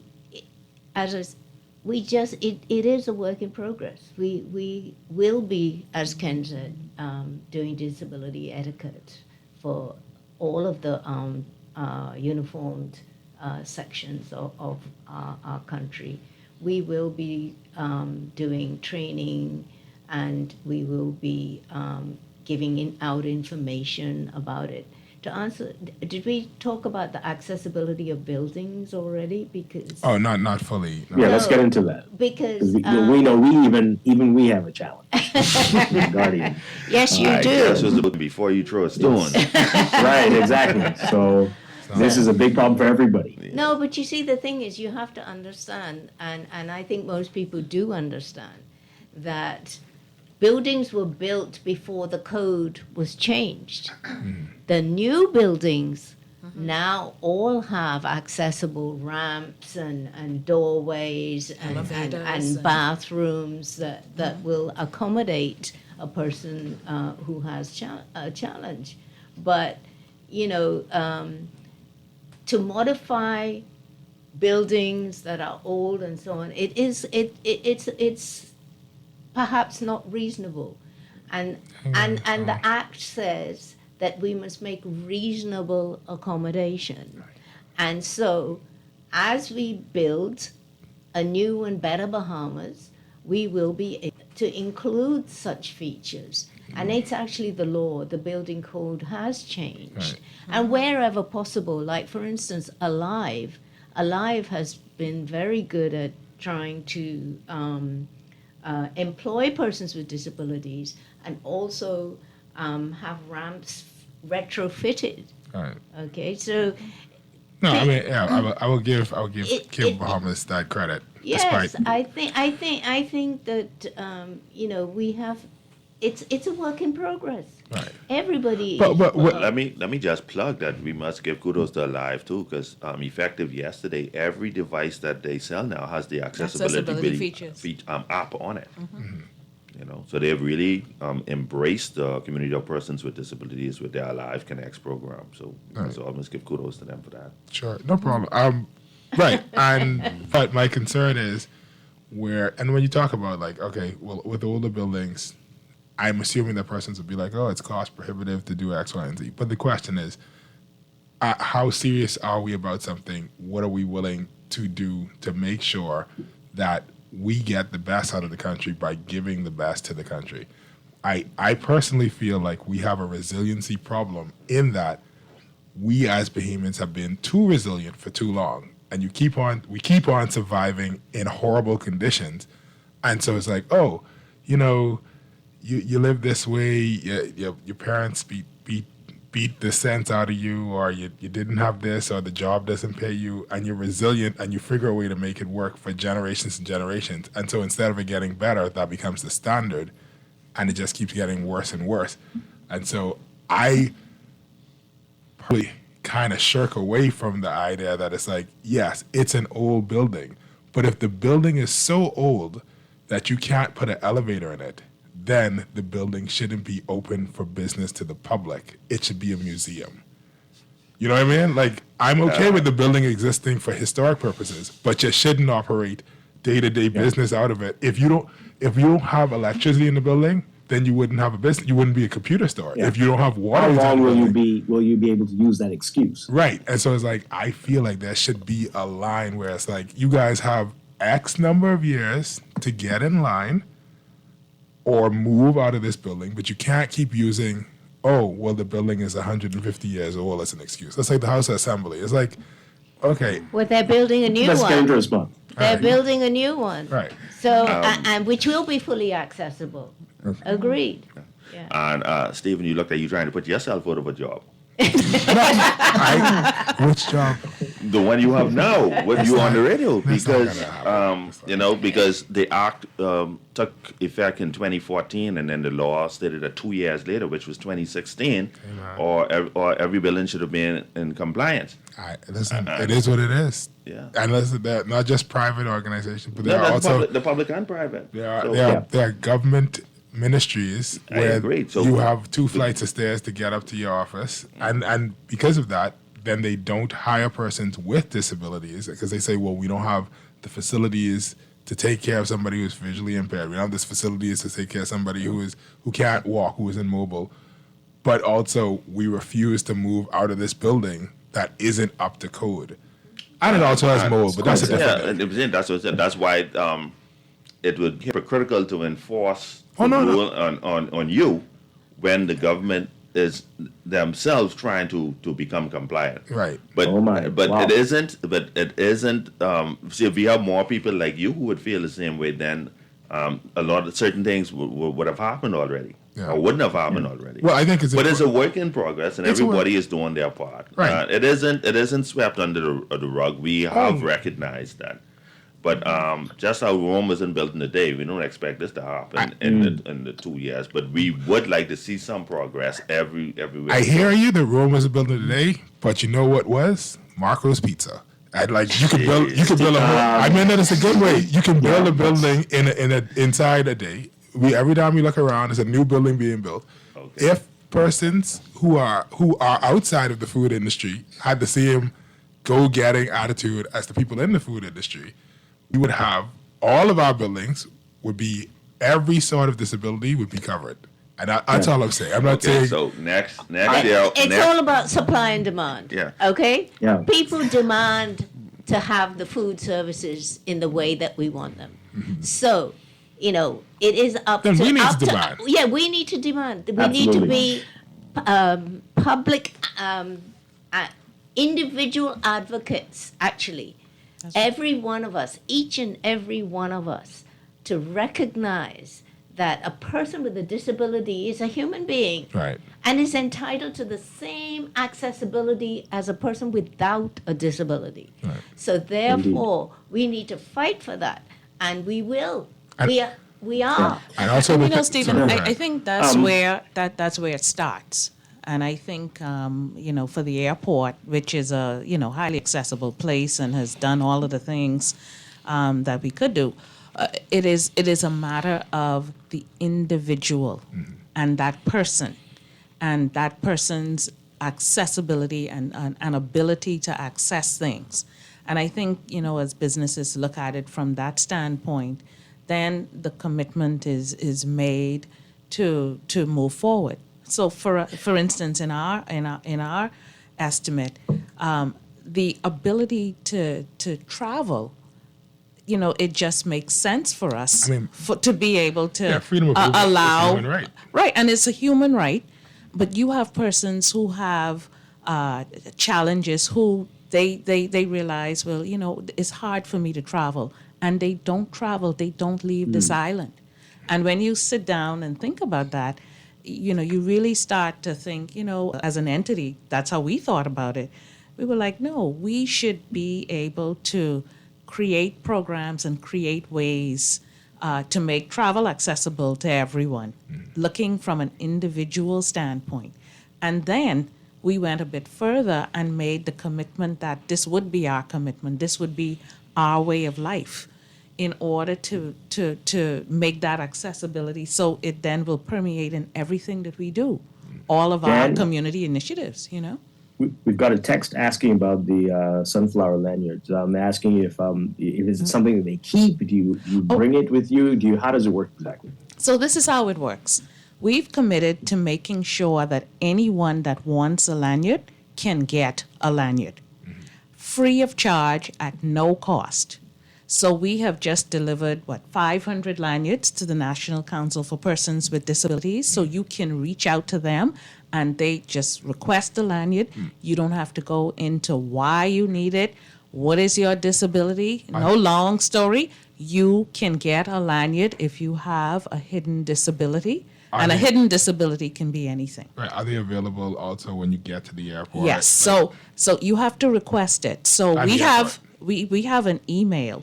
So if you are traveling and you need to have a lanyard, you can email us at sunflower@nas.bs, which is our sunflower email box. You give us your name, your flight details, your date of travel, what airline, and we will have that lanyard there at your airline counter for you to pick up and put on. And the thing about the lanyard is it not only helps you in Nassau's airport, but it is the lanyard program, the Sunflower program, is a global initiative in 180 airports in 26 countries. So most likely an airport that you are flying to will recognize the lanyard. So the lanyard program started some years ago at Gatwick Airport. And, so this is not something that it's just for here. This Sunflower program, it's a company that we work with called Hidden Disabilities. And their whole purpose is to ensure that persons are able to travel And have access. and have access. We need to take a break. When we come back, I want to get back into something that Lady Bethel said about transportation. We know that's been a big issue for a long time. And we've got a lot of text messages. And folks, you can message us, 422-4796, or call in, 323-6232, 325-4316, 325-4259. We're talking with Kendra Grohl, Lady Bethel, and Jan Knowles. Ahead of International Day for Persons with Disabilities, which is tomorrow. We'll get into more of our discussion after the break. This is Morning Blend on Guardian Radio 96.9.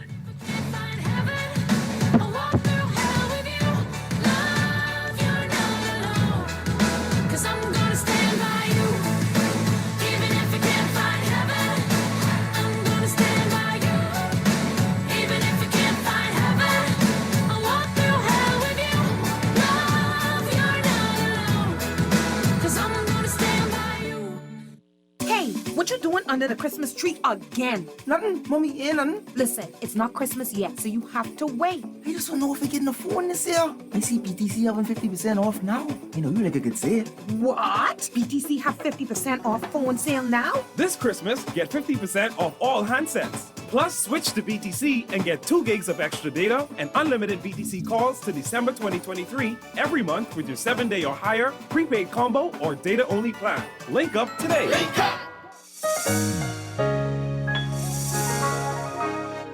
Fidelity, we're good for you. We know how important collecting your money can be to the success of your business.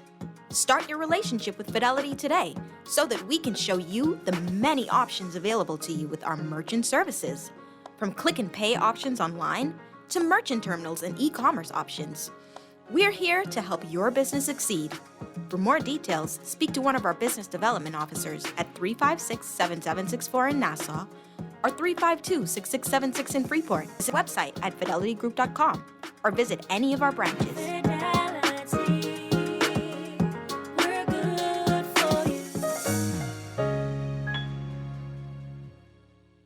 Do you want a chance to win one of 5 Yamaha Kryptonite scooters? Do you like the great taste of Frito-Lay chips? Well, all you have to do is purchase chips like Lay's, Doritos, and Cheetos at your favorite grocery store, and you can enter to win thanks to Frito-Lay and Island Wholesale Scooter Giveaway Promotion. Want to know more? Join us at Extra Value Oaksfield, December 3rd, this Saturday from 1 to 3 p.m. for a chance to play Island Wholesale Shoot and Win game for instant prizes and a chance to win one of 5 Yamaha scooters. Frito-Lay, distributed by Island Wholesale. Okay, class, let's begin today's history lesson. Ancient civilization used to visit stadiums to watch musicians perform.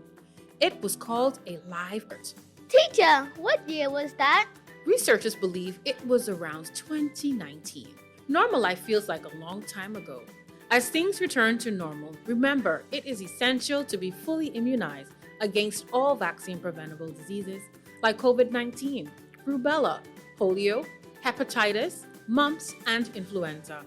This message is brought to you by PAHO WHO, the Ministry of Health and Wellness, the Caribbean Development Bank, the Government of Canada, and the United States of America. Helping out each other, family and everybody.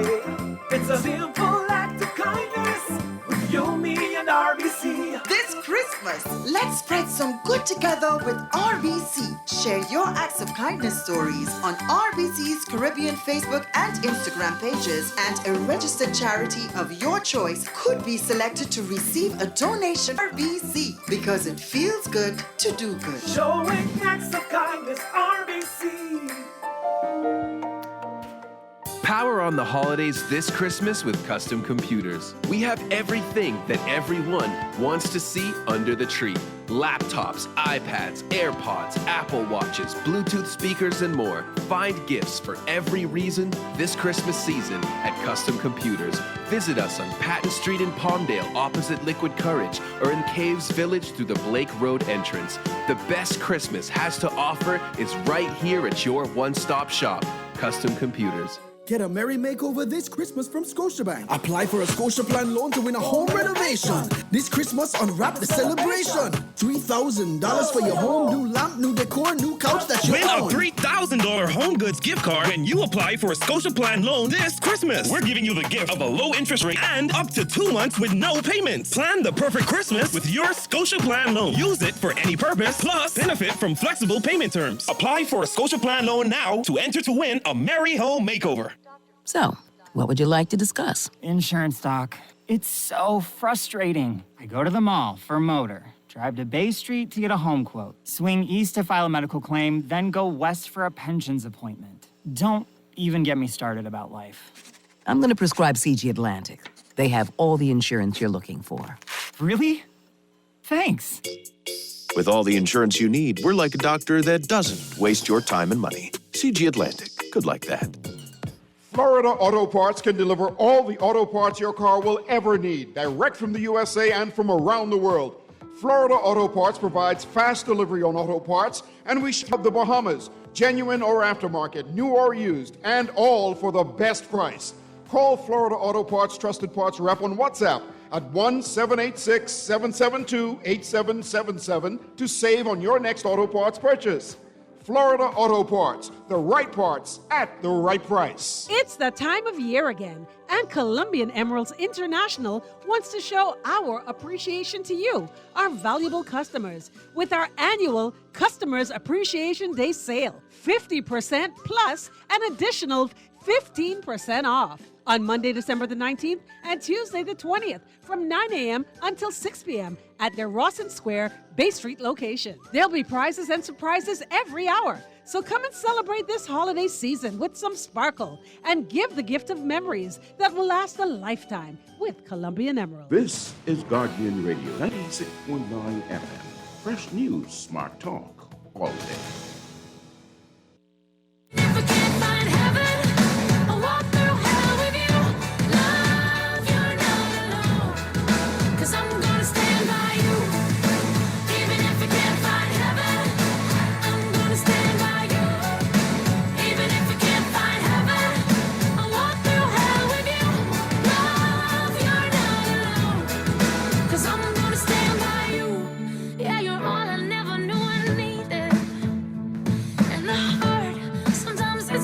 Back here with Morning Blend on Guardian Radio 96.9. Dwight Strachan, along with Stephen Hanna. We are talking about disabilities and there's an International Day for Persons with Disability, which is tomorrow. We've got Kendra Grohl with Disability Affairs, Nalini Bethel, who's with the National Commission for Disability, and Jan Knowles with NAD.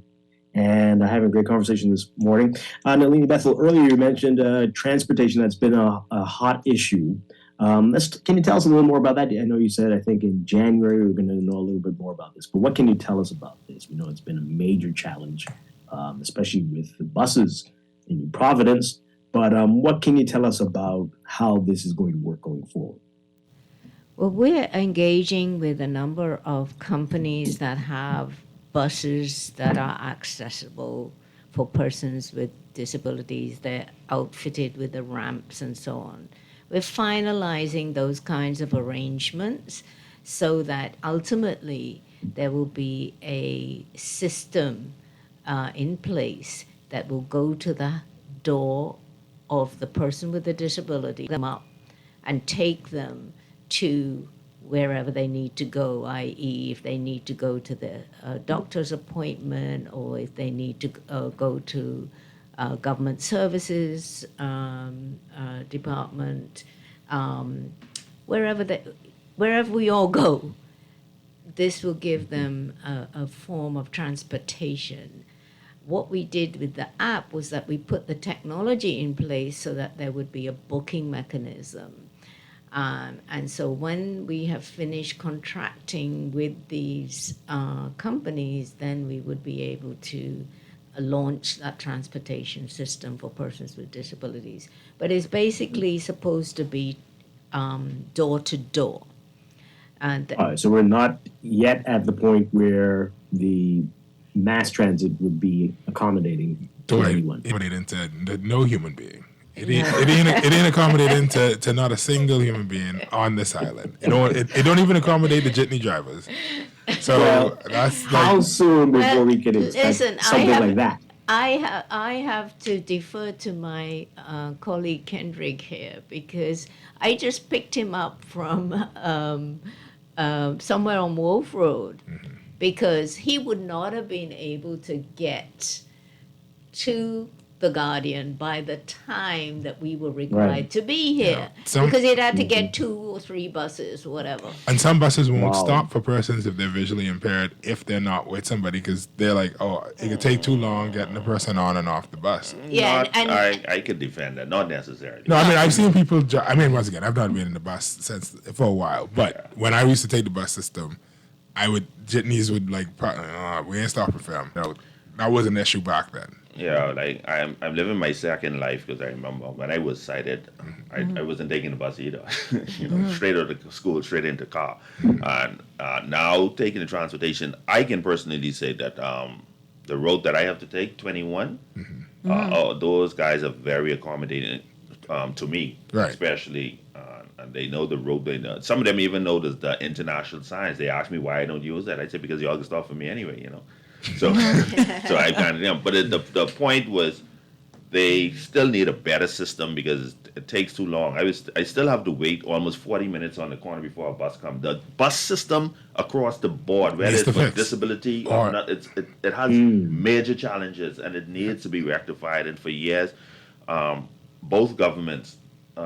Circling in and out, none have done anything to fix the transportation system. That's a very long. I mean, it's a short conversation. But so I'm so glad. Actually, I wrote. I can proudly say that I wrote a part of this transportation program that is being implemented. I wrote it back in 2017, and now parts of it is being used to implement this program that is going to be rolling out. And definitely, it's going to really to ease the burden on the lives of persons with disabilities. Right. Wow. Okay. So I guess it's going to be a little while, but hopefully soon. No, the while is past. It's here. Yeah. We got some. Transportation, Dwight, is absolutely the key to equalizing the playing field. Right.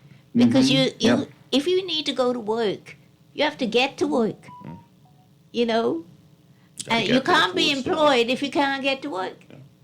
So and you can't live if you can't. Then you got to get to the food store. Right. You have to get to the pharmacy. You have to get to the doctor. It's fundamental. And even too, as we're trying to level the field, even you have a social life, you have to get to the movies. You have to get to the beach. You have to get everywhere. Wherever you go. So transportation is key. Speaking of that, if you are able to drive yourself, we know we have this problem, people parking in handicapped spots. You've got a texter saying that they're very angry by this. We've heard all kinds of stories, even security guards saying they are cursed out if they ask someone to move. Is it, every time we ask this, is it against the law at this point? And what's the issue here? Yes, it is against the law to park in a disabled parking spot that without a disabled permit. Okay, you have to have a permit in your car.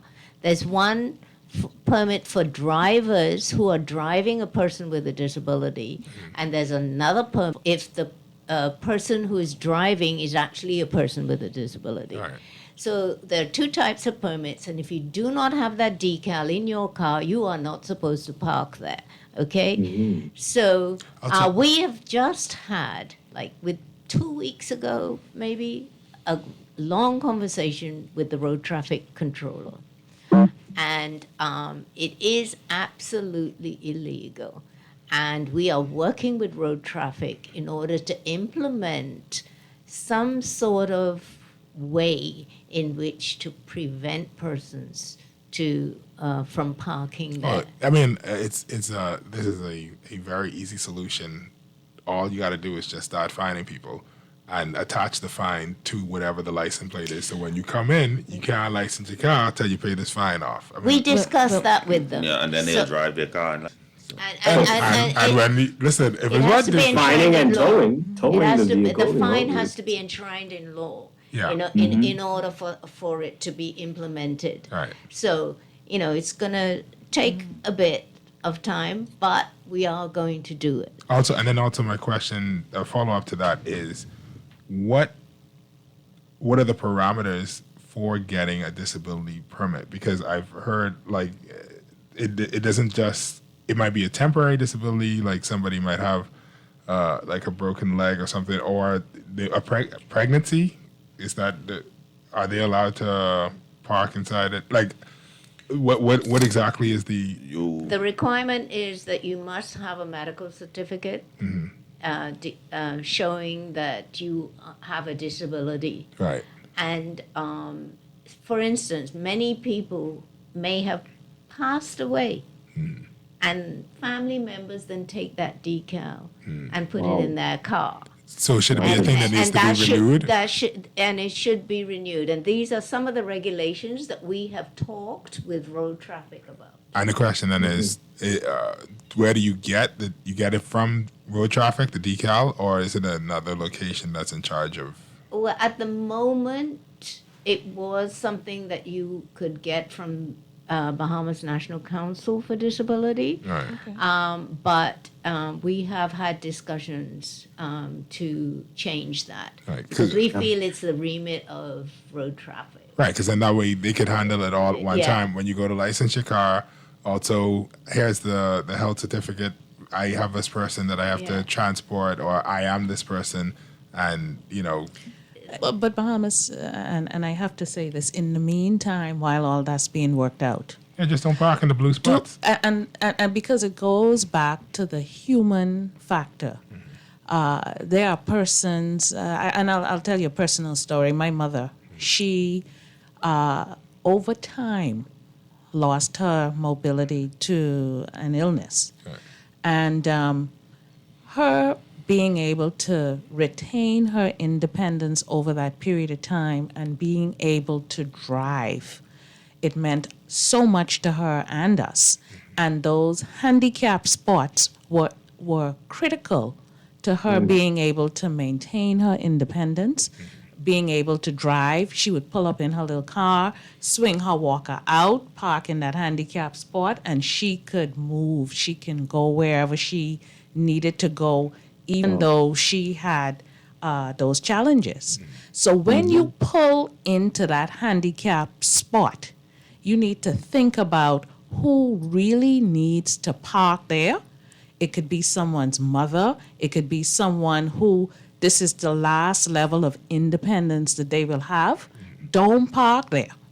Don't park there. Yeah. Don't do it. I see a handicap spot, I will drive around. I will go back home before I park in that spot. Absolutely. And persons need to, we need to be more considerate. And even if we don't have the personal experience, we need to think about, who really needs this spot. And when I park here, who am I blocking? I have a...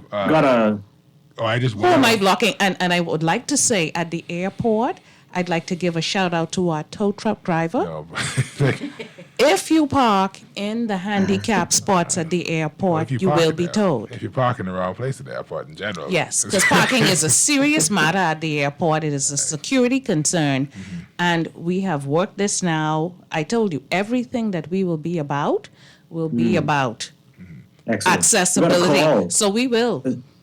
We will tow you. Go ahead. Let's take this call. Good morning, caller. You're on the air.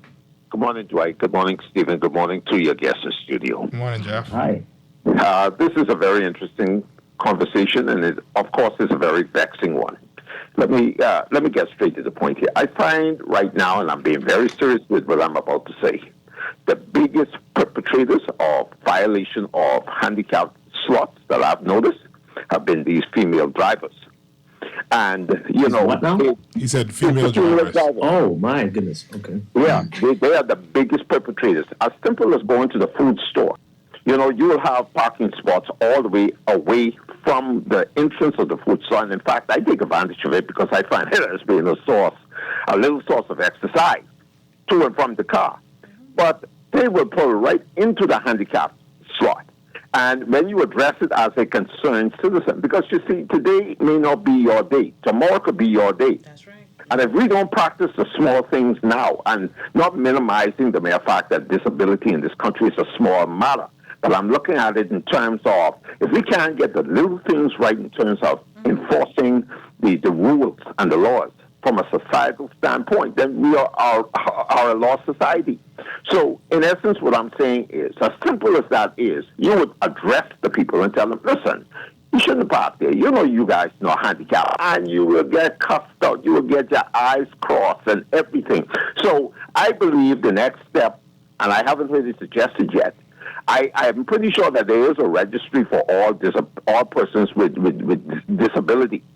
And if there's a possibility to match license plates with the vehicles that these persons actually travel in, and you take a photograph of that, and if that car or vehicle or that decal is not in the car clearly visible to persons to indicate that this is a disabled person, then hey, that photograph should be used to send a fine to that person driving that vehicle, responsible for the vehicle. And I believe once we begin with the small things like that to get the message over, to stop breaking laws and rules that's there to help other people other than ourselves, then we would never get society right. So that's just my contribution this morning. And Thank you very much. Appreciate it, let's just continue to work. Thank you for taking my call, Dwight. Yeah. All right. You mentioned something very interesting. A registry. Is there such a thing? And do we tell us about that? Is that, do we have one? A registry of persons? That's difficult to manage because as a person with a disability and you have a decal, you won't be riding in the same car all the time. So you would have to take your decal with you according to who is giving you a ride on that day or at that time. So that would be kind of difficult. Well, not specific to the decal issue, but just in general. Is there a registry of people with disabilities in the country in general? Oh, yeah. Yes. Mm-hmm. Yes. So there is. And what are the numbers we're looking at? What are we seeing? Well, at the moment, we have only 714 persons registered, and this is from a number of islands. We are currently on a registration drive, and we have actually today, this morning, we're in South Beach, registering persons in the South Beach constituency for who are persons with disabilities.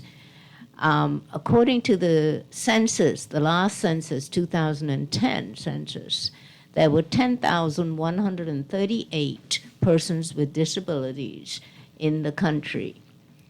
This current census, in fact, I was supposed to be on a call, but this current census results are just going to be coming out in short order, and so see whether that number has increased. Generally speaking, the average is 15% of your population is normally a population with disabilities, but our 10,138 that were counted in the last census in 2010 we don't think that truly reflects the numbers of persons and the statistical norms, actually. Yeah. Wow. Okay. That's interesting to know. All right, so we only have about a minute left. Let people know about what else will be happening during this week. I know you're saying it's a whole week of events planned. What can you tell us very quickly? Well, we have a Power Park weekend, let's put it like that. Tonight, we have the dinner show and Icon Awards at the National Art Gallery of the Bahamas beginning at 7 p.m. Then tomorrow, Saturday, which is the International Day for Persons with Disability, we'll be celebrating on Windsor Park with a motorcade, family day, and a concert rally featuring the talents of mostly youth with disabilities. They'll be on stage, their time to shine.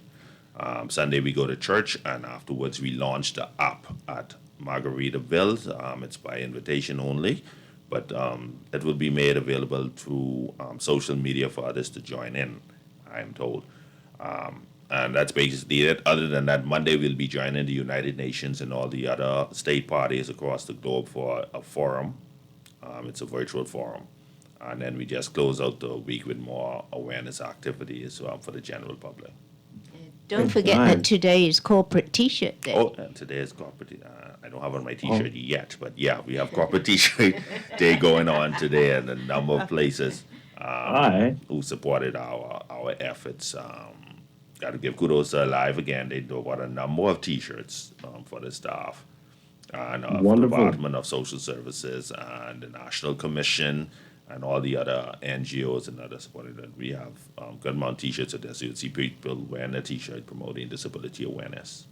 Okay, excellent stuff. Kendrick Roll, you're always an inspiration to me. Thank you so much for being here this morning. Thank you for sharing this information. And Nalini Bethel and Jan Knowles, thank you very much. I wish I got to see you. I haven't seen you both in so long, but great to talk with you. And thank you for the great work that you're doing and keeping us posted on what's happening with this quest for equality and in our country for people with disabilities. Again, International Day for Persons with Disability tomorrow, and happy International Day for Persons with Disability to all of you for being here. Thank you, Dwight. Thank you, Dwight. Have a good one. We're going to take a break for news and then be back with Morning Blend Business. We're going to be talking about the 50th anniversary of independence and the events that kick off with the Walk to 50. Stay tuned for that after the break.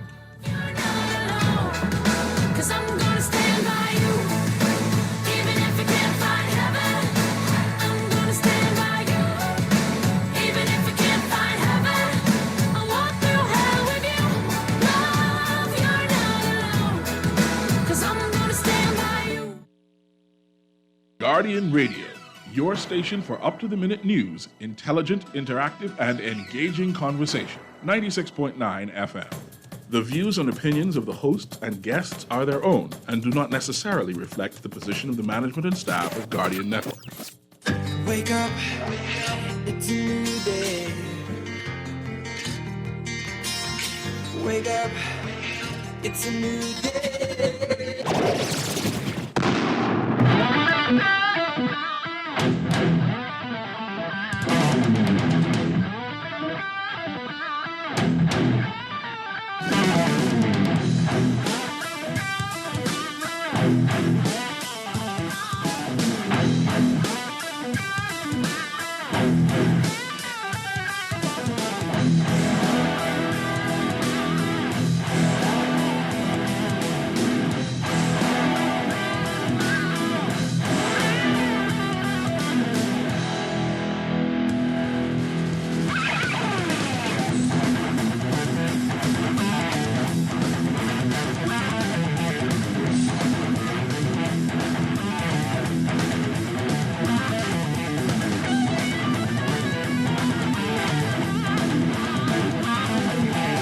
And welcome to Morning Blend Business on this Friday, December 2nd, 2022. Welcome back to our Morning Blend listeners. Once again, I'm Dwight Strachan along with Stephen Hanna. And this morning, we're counting down to the 50th anniversary of independence for the Bahamas and the kickoff beginning this weekend with the Walk to 50. Here to tell us all about this, or is it Race to 50? We'll get all the details this morning from the chairperson of the Bahamas Independence Secretariat, Leslie Miller Bryce, and from Roadmasters, Marcel Major. Good morning. Great to have you all with us. Good morning. Good morning. Good Happy morning. Friday, Bahamas. Good morning. Good morning, Bahamas. Let's get ready to rumble tomorrow, 6 o'clock in the morning. Oh boy. All right. So this is the official kickoff. Is that right?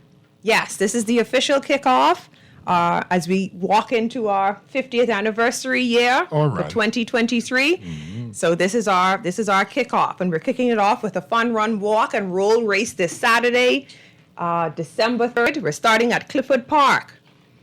I love the T-shirts you all are wearing. Those are very, very nice. Yeah. So this comes as a part of your packet.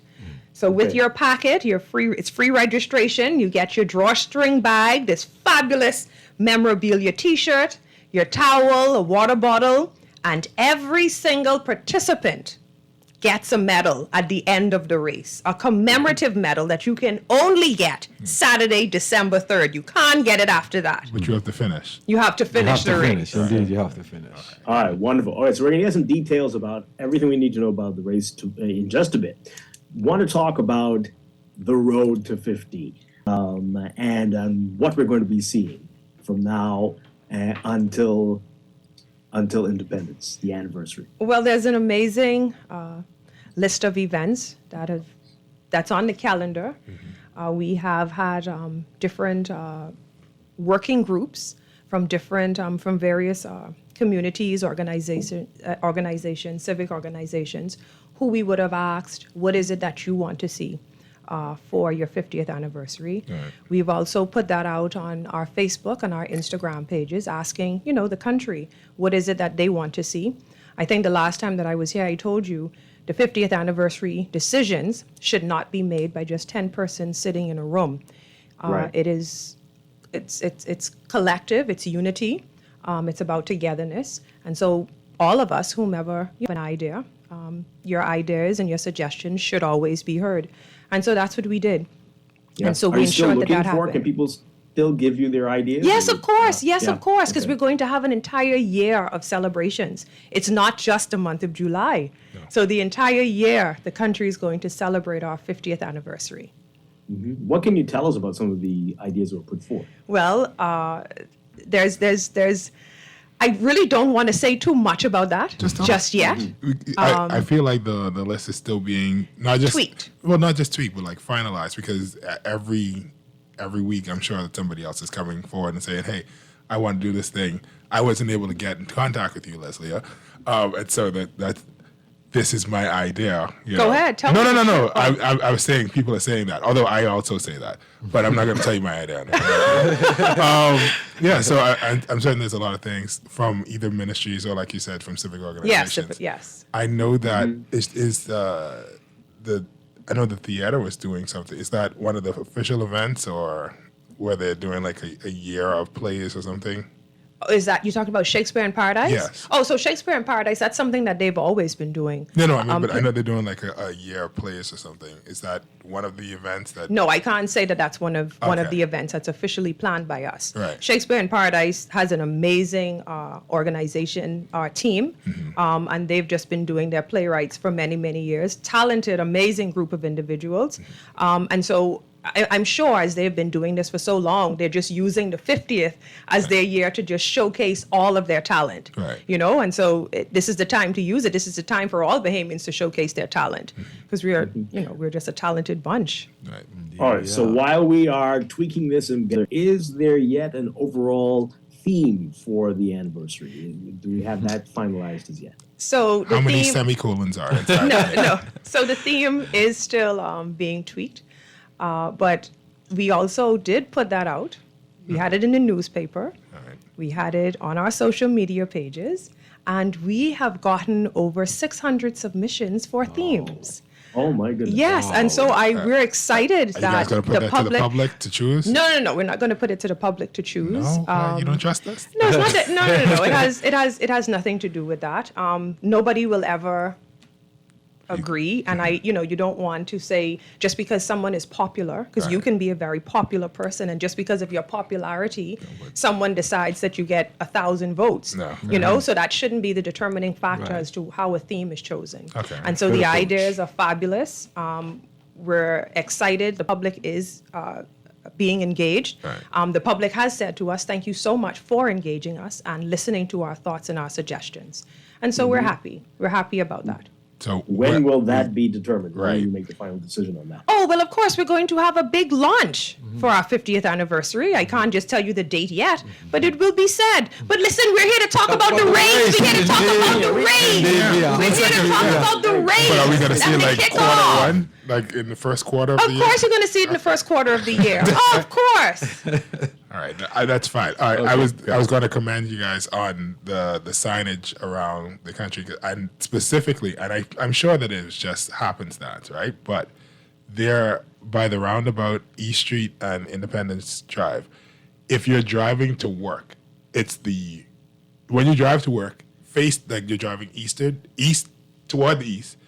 The sign has the first part of the national anthem, and when you're coming home to the west, the road you trod. it has the end of the national anthem. Now I know that probably was just they put them there, but it was like, oh, that's cool if that was intentional. Like, as you go home, the road that John leads to your God. Like, wow, that's pretty cool that thought and that insight went there. But then the one by Guardian doesn't do that.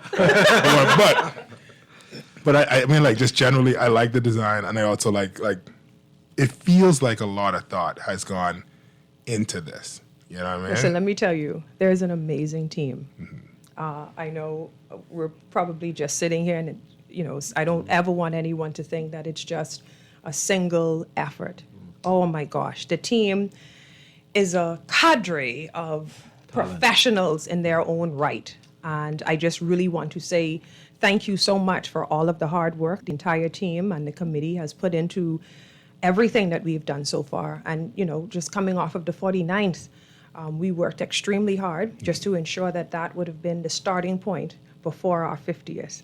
And so we wanted to ensure that was done in the highest level of professionalism as we give a quality product that the Bahamian people truly deserve, and so that was, it was just a lot of effort that went into it. And so as we go into our 50th, the team is excited, they're ramped up. I think we left the stadium about 2 a.m. this morning, packing up some additional boxes for the family islands. Can I tell you how excited you guys left at 2 a.m.? Yes. All right, okay. So clearly, I don't know what type of nutrients or vitamins y'all took. It's like, where the bags around y'all? Listen, and then we had to be at the airport at 4 a.m. to drop off the last set of boxes because so many family islands are so excited that they're being engaged, that that it's not just Nassau centric, that finally we're doing something nationwide, and that we're not just saying it, but we're actually doing it and showing that. So how many participants do we have for this race that's coming up tomorrow? Okay, before we get to that, you mentioned the family islands. So tell us about that, and then we'll get to the details about the race. So what's happening with the family islands? So how are they being? This particular race is nationwide. Every single island and key at 6 a.m. tomorrow morning will be running or walking on their road to 50. Every island, every single district in this country at 6 a.m. is doing exactly what we're doing here in Nassau, the exact same thing. And throughout the family islands, we would have sent out, I'd say, more than 8,000 packets that has been sent. Let's just take, for example, an island like Acklands. They would have gotten 400 packages for persons who would have signed up to be a part of this historic event. And so just the fact that they're being engaged and that we're including them, it really gives them a really good sense of what it is that we're doing as we move into the 50th, because it has to be about all of us. It's not just Nassau or the second city, it has to be about everyone. The entire country. The entire country. And some roads will be longer, and some roads will have more, obstacles to overcome. But yes. We will all be on the road together. Organizing that on all of these islands? Oh, wow. Can't have been easy. It was not easy, but I can tell you the family island administrators, they did a phenomenal job of assisting us as best as they could. If you wanted to register, you would go to your family island administrators and you would register. Each family island had their own link that they would have shared within their communities. And so once the community started buzzing, the word just got out. Within the different communities. And so now this morning, as it relates to Grand Bahama, we had to send them another 1,000 packets this morning. So at 4 a.m., Bahamas Air was loading up their flight to take the last set of items to West End and to the city of Freeport. And so the engagement is high, the excitement is high, and the national pride is high. The excitement is there. Question, it's too late to register? It is not too late to register. We have a full team that's at the National Stadium, and they called us a couple minutes ago, like, where are you guys? Persons are here, they're swamped. And I said, just get to work. Do what it is that you've been doing all week. And so it's not too late to register. Like I said, registration is free. It's going to be an amazing event in the morning. We also have various Bahamian artists who are going to be out there showcasing their amazing talent tomorrow, right after the race.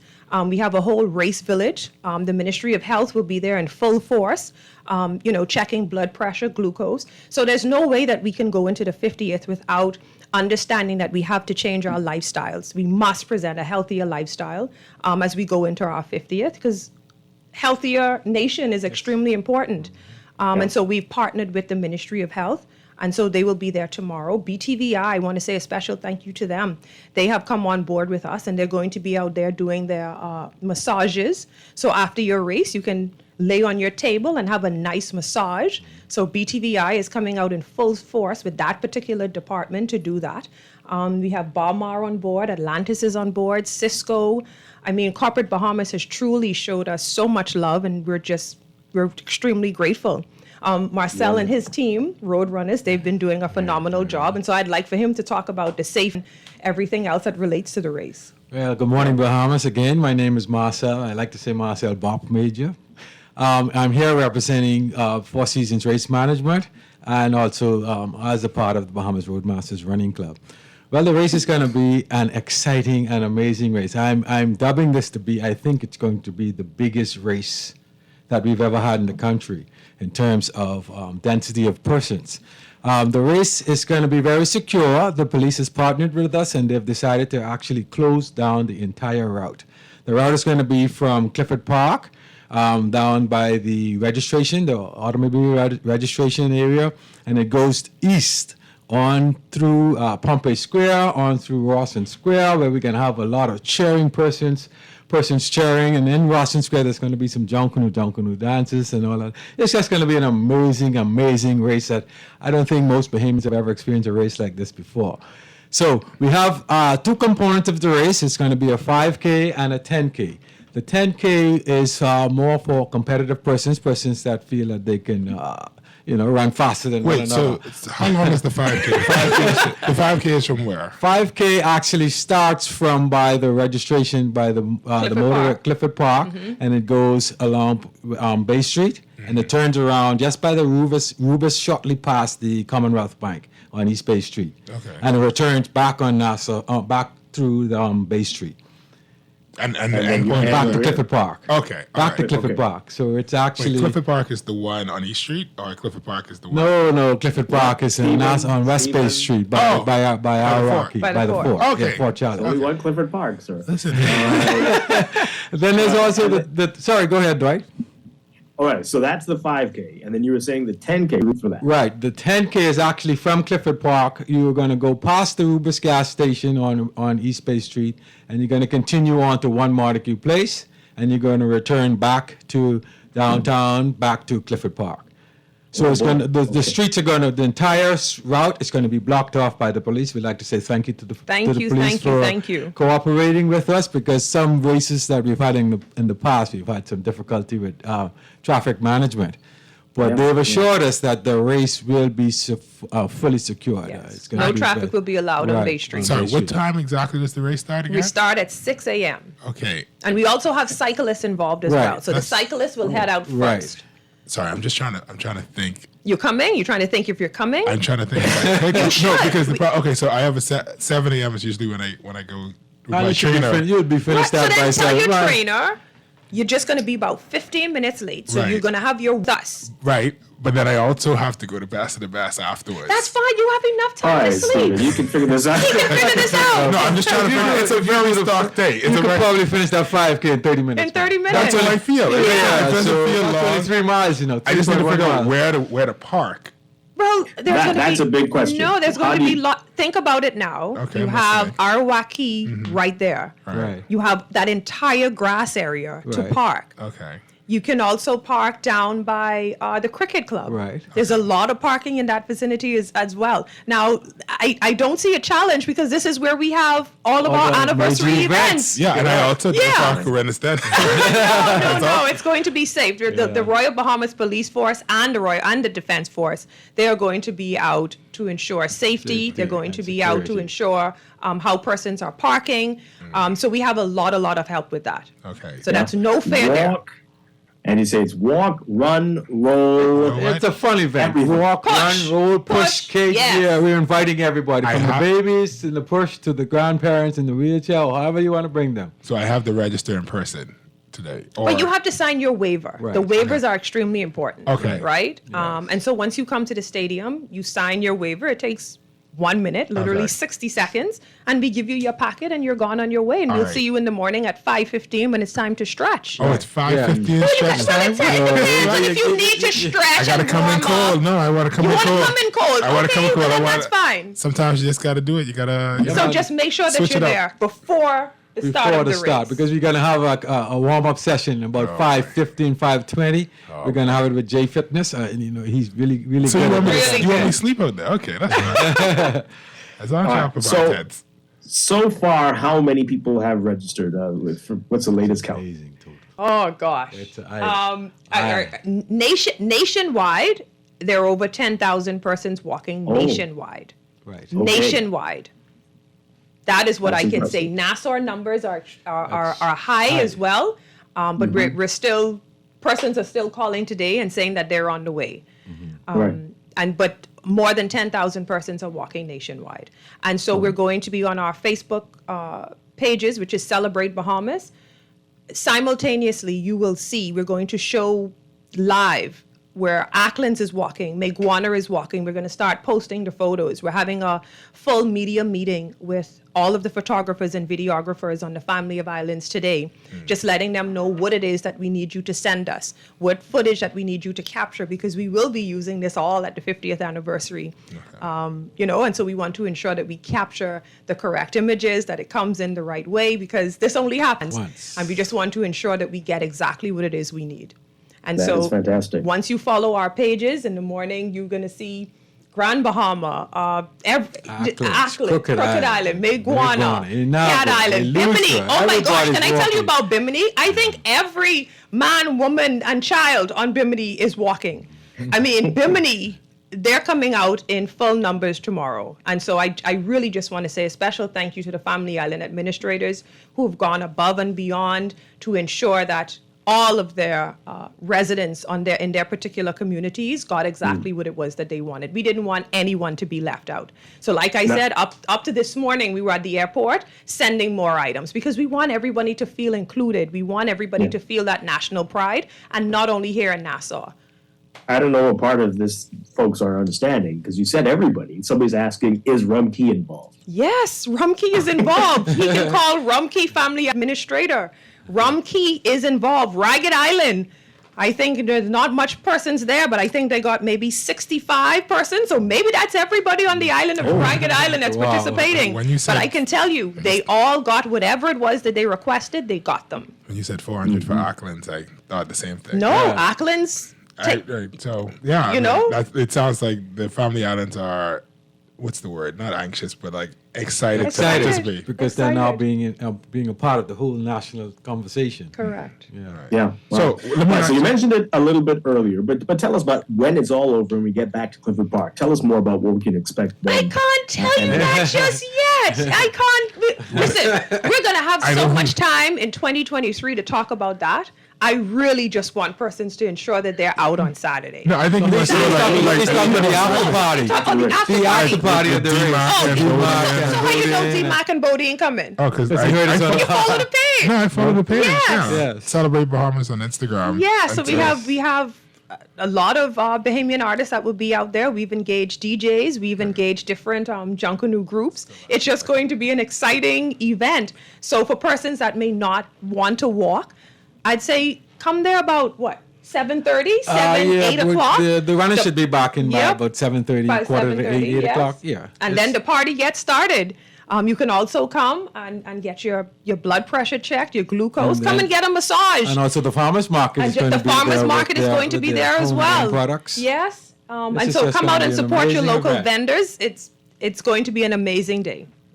Okay. But don't forget to bring some Let's extra take a- cash as well Yes, too now, to because some support. of the stuff is going to be on sale. Support our vendors. Okay, that sounds good. Let's take a quick break. We'll come back and we're just going to recap everything for everybody, what they need to know to be a part of this. Is happening nationwide, not just here in New Providence, as we are on the road to 50. And again, to those wonderful shirts, I definitely need to get one of those. We're going to get more details from this Leo Miller Bryce and Marcel Major. Stay with us. This is Morning Event Business on Guardian Radio 96.9.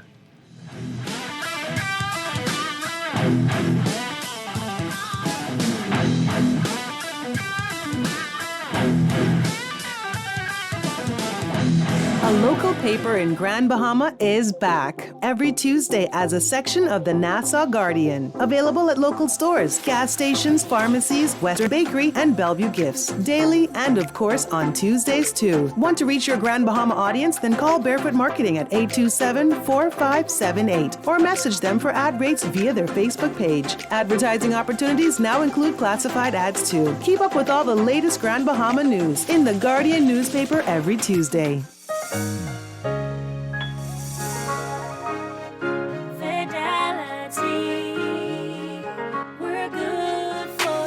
I used to think of the bank as my personal ATM machine. If I wanted a new car, new furniture, a weekend trip to Miami, no problem. Just max out the credit card or top up my loan. I was a big baller until I realized that 75% of my salary was going to pay back all those loans. Fidelity's personal financial coaching was the best solution. Fidelity gave me a plan with a debt consolidation loan that has a built-in savings that pays 5% interest. I now only have one low monthly payment plus money in my pocket. Give Fidelity a call at 356-7764 in Nassau or 352-6676 in Freeport. Visit any of Fidelity's locations or visit a website at fidelitygroup.com.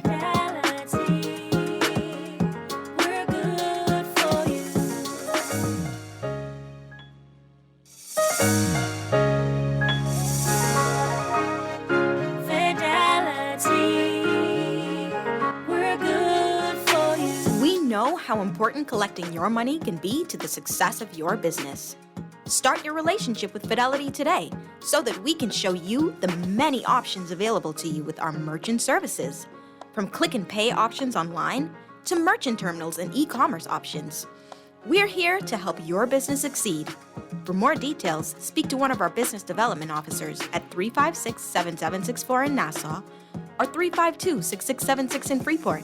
Visit our website at fidelitygroup.com or visit any of our branches.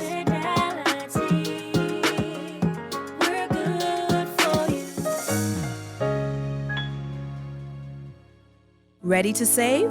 You can put $100 into the CFAL Savings Express Plan and make sure your money keeps growing. Earn interest on your savings while you're sleeping, eating, or standing in line at the bank. Ready to invest? Start by putting $1,000 into our mutual funds and earn interest there too. Because at CFAL, your interest is our interest. Visit CFAL.com to start now. CFAL, growing wealth for future generations of Bahamians.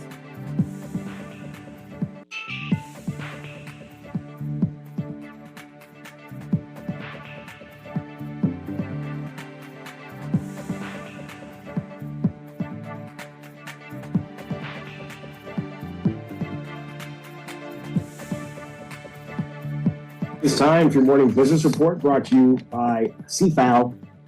The government revealing in its monthly fiscal report that revenue improved by 22.4% in the month of October when compared to the same period last year.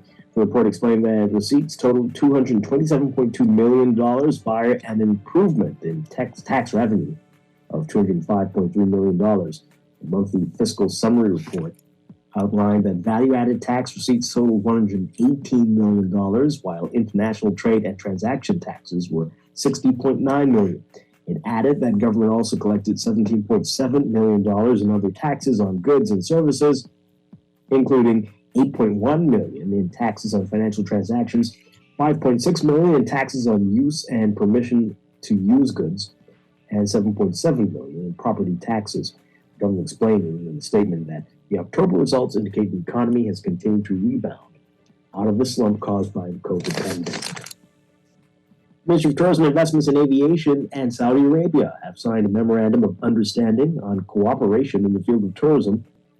The Ministry of Tourism explaining in a statement that the MOU is a pledge that puts tourism to the forefront of economic development and promotional relationships between the two countries.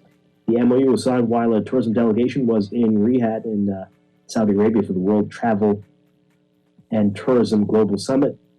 That agreement between the two countries is about coordinating and unifying efforts to achieve sustainable tourism development while being considerate of local traditions and social values. Overseas, European Union edging closer to setting a $60 per barrel price cap on Russian oil. That's going to it's a highly anticipated complex political and economic maneuver designed to keep Russia's supplies flowing into global markets while clamping down on President Vladimir Putin's ability to fund his war in Ukraine. EU nations sought to push the cap across the finish line after Poland held out to get as low a figure as possible.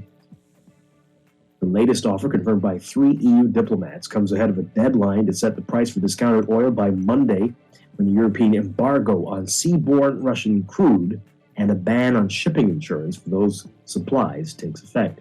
The diplomats also speaking on condition of anonymity because the legal process was still not completed.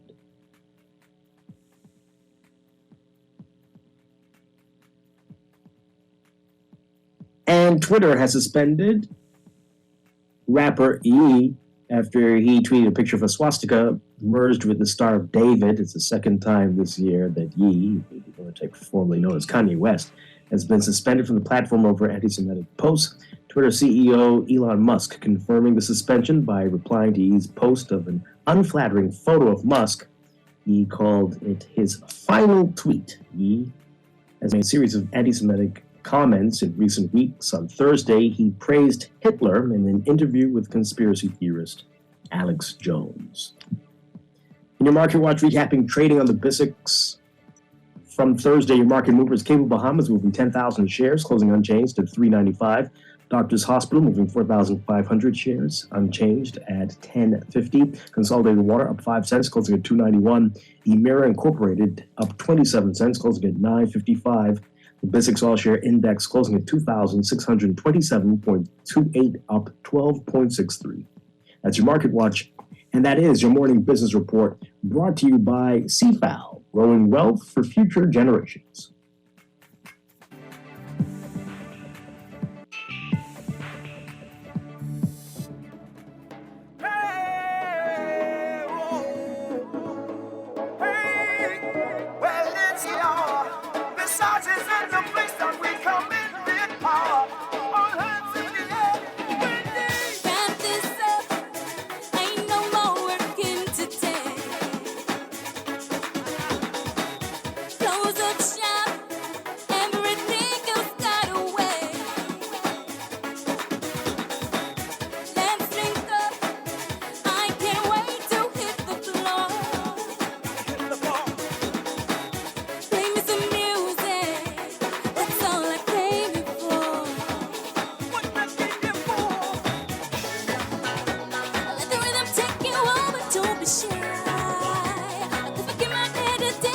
We are back here with Morning Event Business on Guardian Radio 96.9. Dwight Strachan, along with Stephen Hanna.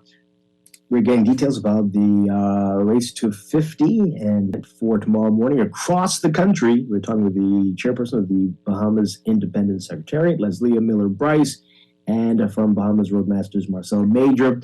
All right, so if by some chance this is the first time you are hearing about this event, and now you're all excited, you want to get to be a part of this tomorrow, tell us right now, for those who are just tuning in, what they need to do to be a part of this tomorrow. We're excited about this whole event, but we've extended our registration process. Today, we've extended it just for the thousands of persons that we're going to expect to be coming today. Who's been calling and WhatsApping and this, that, and that, but you guys we didn't want to leave you out. So from 9 a.m. this morning until 2 p.m. today, we're going to be at the Western Grandstand at the National Stadium in room 40 West. There's a whole heap of capable volunteers, capable committee members. Everybody's just excited to receive you. Just come on down. You'll have to sign a waiver form, an application to sign a waiver form. So you have to be there. You have to personally go there in person. Yeah, you're going to have to personally come there and sign this waiver form just for liability purposes. Right. And you will be happy to give you a package. Your package, like Her Excellency said, it entails a wonderful shirt, squeeze bottle, towel, and a nice race bag. And then if you finish, you get the medal. And if you finish, you got to finish. Beautiful. I was rushing this morning and I forgot to bring it. It is a beautiful commemorative medal. We call it a bling inside the running race. So you say by the grandstand, that's the front side? Or? Yeah, that's the front side. That's right, the front side. Right, Mhm, by that's the front pool side. and by the Kendall G.L. Isaac So side. don't go to road traffic. No, Come around to the come front. around to the front. Yes, come around to the front. We have signage. Once you get there, the security will be happy to direct you. An awesome team there at the stadium. Been very cordial and very, just very accommodating to us, and we want to say thank you for that. they have. But we're at the National Stadium. We're signing up. Packages are going out, and we're just expecting a wonderful crowd in the morning as we walk in unity. I will let you know how long it takes to get from point A, like to not to finish the race, to finish the sign up. I will let you guys know. Okay, Wow, good. that's a smooth It's process. smooth. It's so Very smooth. Very smooth. In and out. All right. In and out. No pressure. How hard and fast are you going to be on what you declare that you're going to be doing? If I say I'm going to run, but I decide to walk, or vice versa, or I'm going to cycle, does it matter at all? Are you going to be sticklers for this? No. It's a fun It's a run. fun run. Yeah, we're not going to be sticklers. But we do have the bibs that say whether you're going to walk, whether you're going to run. And so tomorrow morning, if you decide, I don't want to walk anymore, I want to run. Sure, we'll switch out your bib and give you a runner's bib. Listen, there's so many prizes, lots of prizes. The trophies are beautiful. Definitely something that you want to compete and win. We have a lot of competitors who, in every category, who are ramped up. They're ready. But that's for those guys who want to run the longer distance. That's the 6.2 miles. That's the 10K. Yeah, that's those the are going to fun get their category prize awards. Yes. That's fine. So come on down and bring your Tell us about that. those Tell us shoes. about some of those prizes. What can you say? So we have trophies. Crawford Bahamas has come on board. And they've assisted us with different prizes like Breezes. You're going to get a night stay at Breezes, a weekend stay at other resorts. And so there's just lots of prizes, just going to be lots of things going on. We have different categories starting from 12 and under, and we go straight up to 70 plus. Right. So in between there's lots of categories. There's a prize, different trophies for each first, second, and third winner, male and female. That's in the 10K only. That's the 6.2 miles only. No, you're getting the prize for the 5K. Oh, okay. Yes. Yes. That's how excited we are. We just want to give away There's trophies for everybody. everyone. There you go. We're all learning things. Oh, you see Yes, that? there's trophies for everyone. Yeah, I mean, good stuff. I don't know if that's going to make me walk any faster. But Oh, it might. When you see them, you might say, I think I'm going to walk for that trophy. And you can walk the 10K. That is, you can do that. You can walk. Yes, you can walk the 10K walk. if you wish. Yeah. Okay. All right. Excellent stuff. And again, I'm really loving the T-shirts. I think they're beautiful. I don't know if you want to say who designed or made them, but it's quite No, nice. we have an amazing graphic team that's on board with the committee. And so this is one of the designs that they came up with.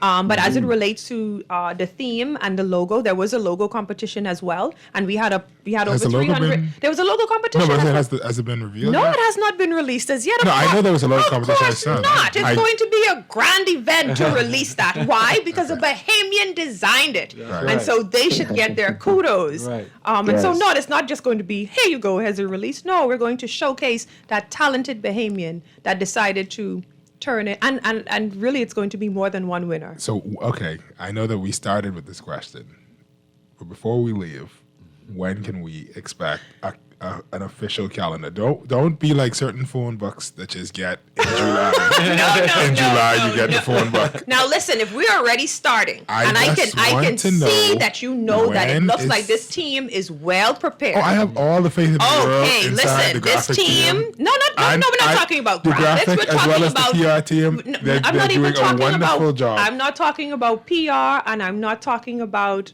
the graphic team. I'm talking about the overall team, the creative team Right. that's responsible for when things happen, how it happens, I just want the way that we make it happen, the way that we ensure that all Bahamians are included in what it is that we do. Man, this team is working. just We're wanna going to be know- ready. I cannot give you a date. For Just watch know that night it's going to service, be on watch night service, will I be able to turn over my road to 50 calendar? That's all I want to know. I can't tell you that. Okay. Come to the race tomorrow. Come to the race tomorrow. Get the information. So tell us about the social media where you can keep up to date with Yes. everything that is happening. So thank you so much. So Celebrate Bahamas is our social media platforms. We're on Instagram. We're on TikTok. We're on Twitter. We're on Facebook. We're everywhere. Yeah. Celebrate Bahamas, and all of the information is there. That's the pages that I would like for the nation to follow, because we're going to be posting everything there. that is a need to know. Please come out to our health village tomorrow. We have healthy samples, Bahamian food and drinks will be on sale, free health screenings, the farmers market selling their vegetables, fruits, homemade jams and jellies. Then we have, like I say, the after party with Bodie and Stalit. Nishi Ellis and D-Mac will be hitting the stage. After we're done walking, we're going to have a yoga session, just a little cool down. Yes, you know, you gotta have that. you gotta have your little cool down. And so we have the professionals there who's going to assist us with that. And so it's just a lot going on. We just want to say thank you to everyone that's taking part in the race tomorrow. Wonderful stuff. This is very exciting. Looking forward to tomorrow and these next few months. So many wonderful things we can expect when come out of this. And Leah Miller-Bryce and Marcel Major, we want to let you know that Guardian Radio is here to be your partner on all of this as we all are celebrating our 50th anniversary of our wonderful country. So looking forward to many more conversations. And thank you so much for having us. Thank you. Come out tomorrow, Bahamas. And Mr. Dwight, how about that? You can only get the shirt if you sign up today. I'm heading out there right now. Happy running, Bahamas. Happy running. Appreciate it. All right, Leslie Miller-Bryce and Marcel Major. Great Thank you stuff. very much. Stephen Hanna, thank you, sir, for being here this morning. Appreciate it. You mean, well, one of us is here. But yes. Anyway. we're all here together. Everybody have a wonderful, wonderful, safe weekend. Enjoy yourself tomorrow. And I'll be back on Monday with more Morning Blend and Morning Blend Business right here on Guardian Radio 96.9. Dwight Strachan, have a great day. Stay tuned for On the Clock with Aaron Green coming up next.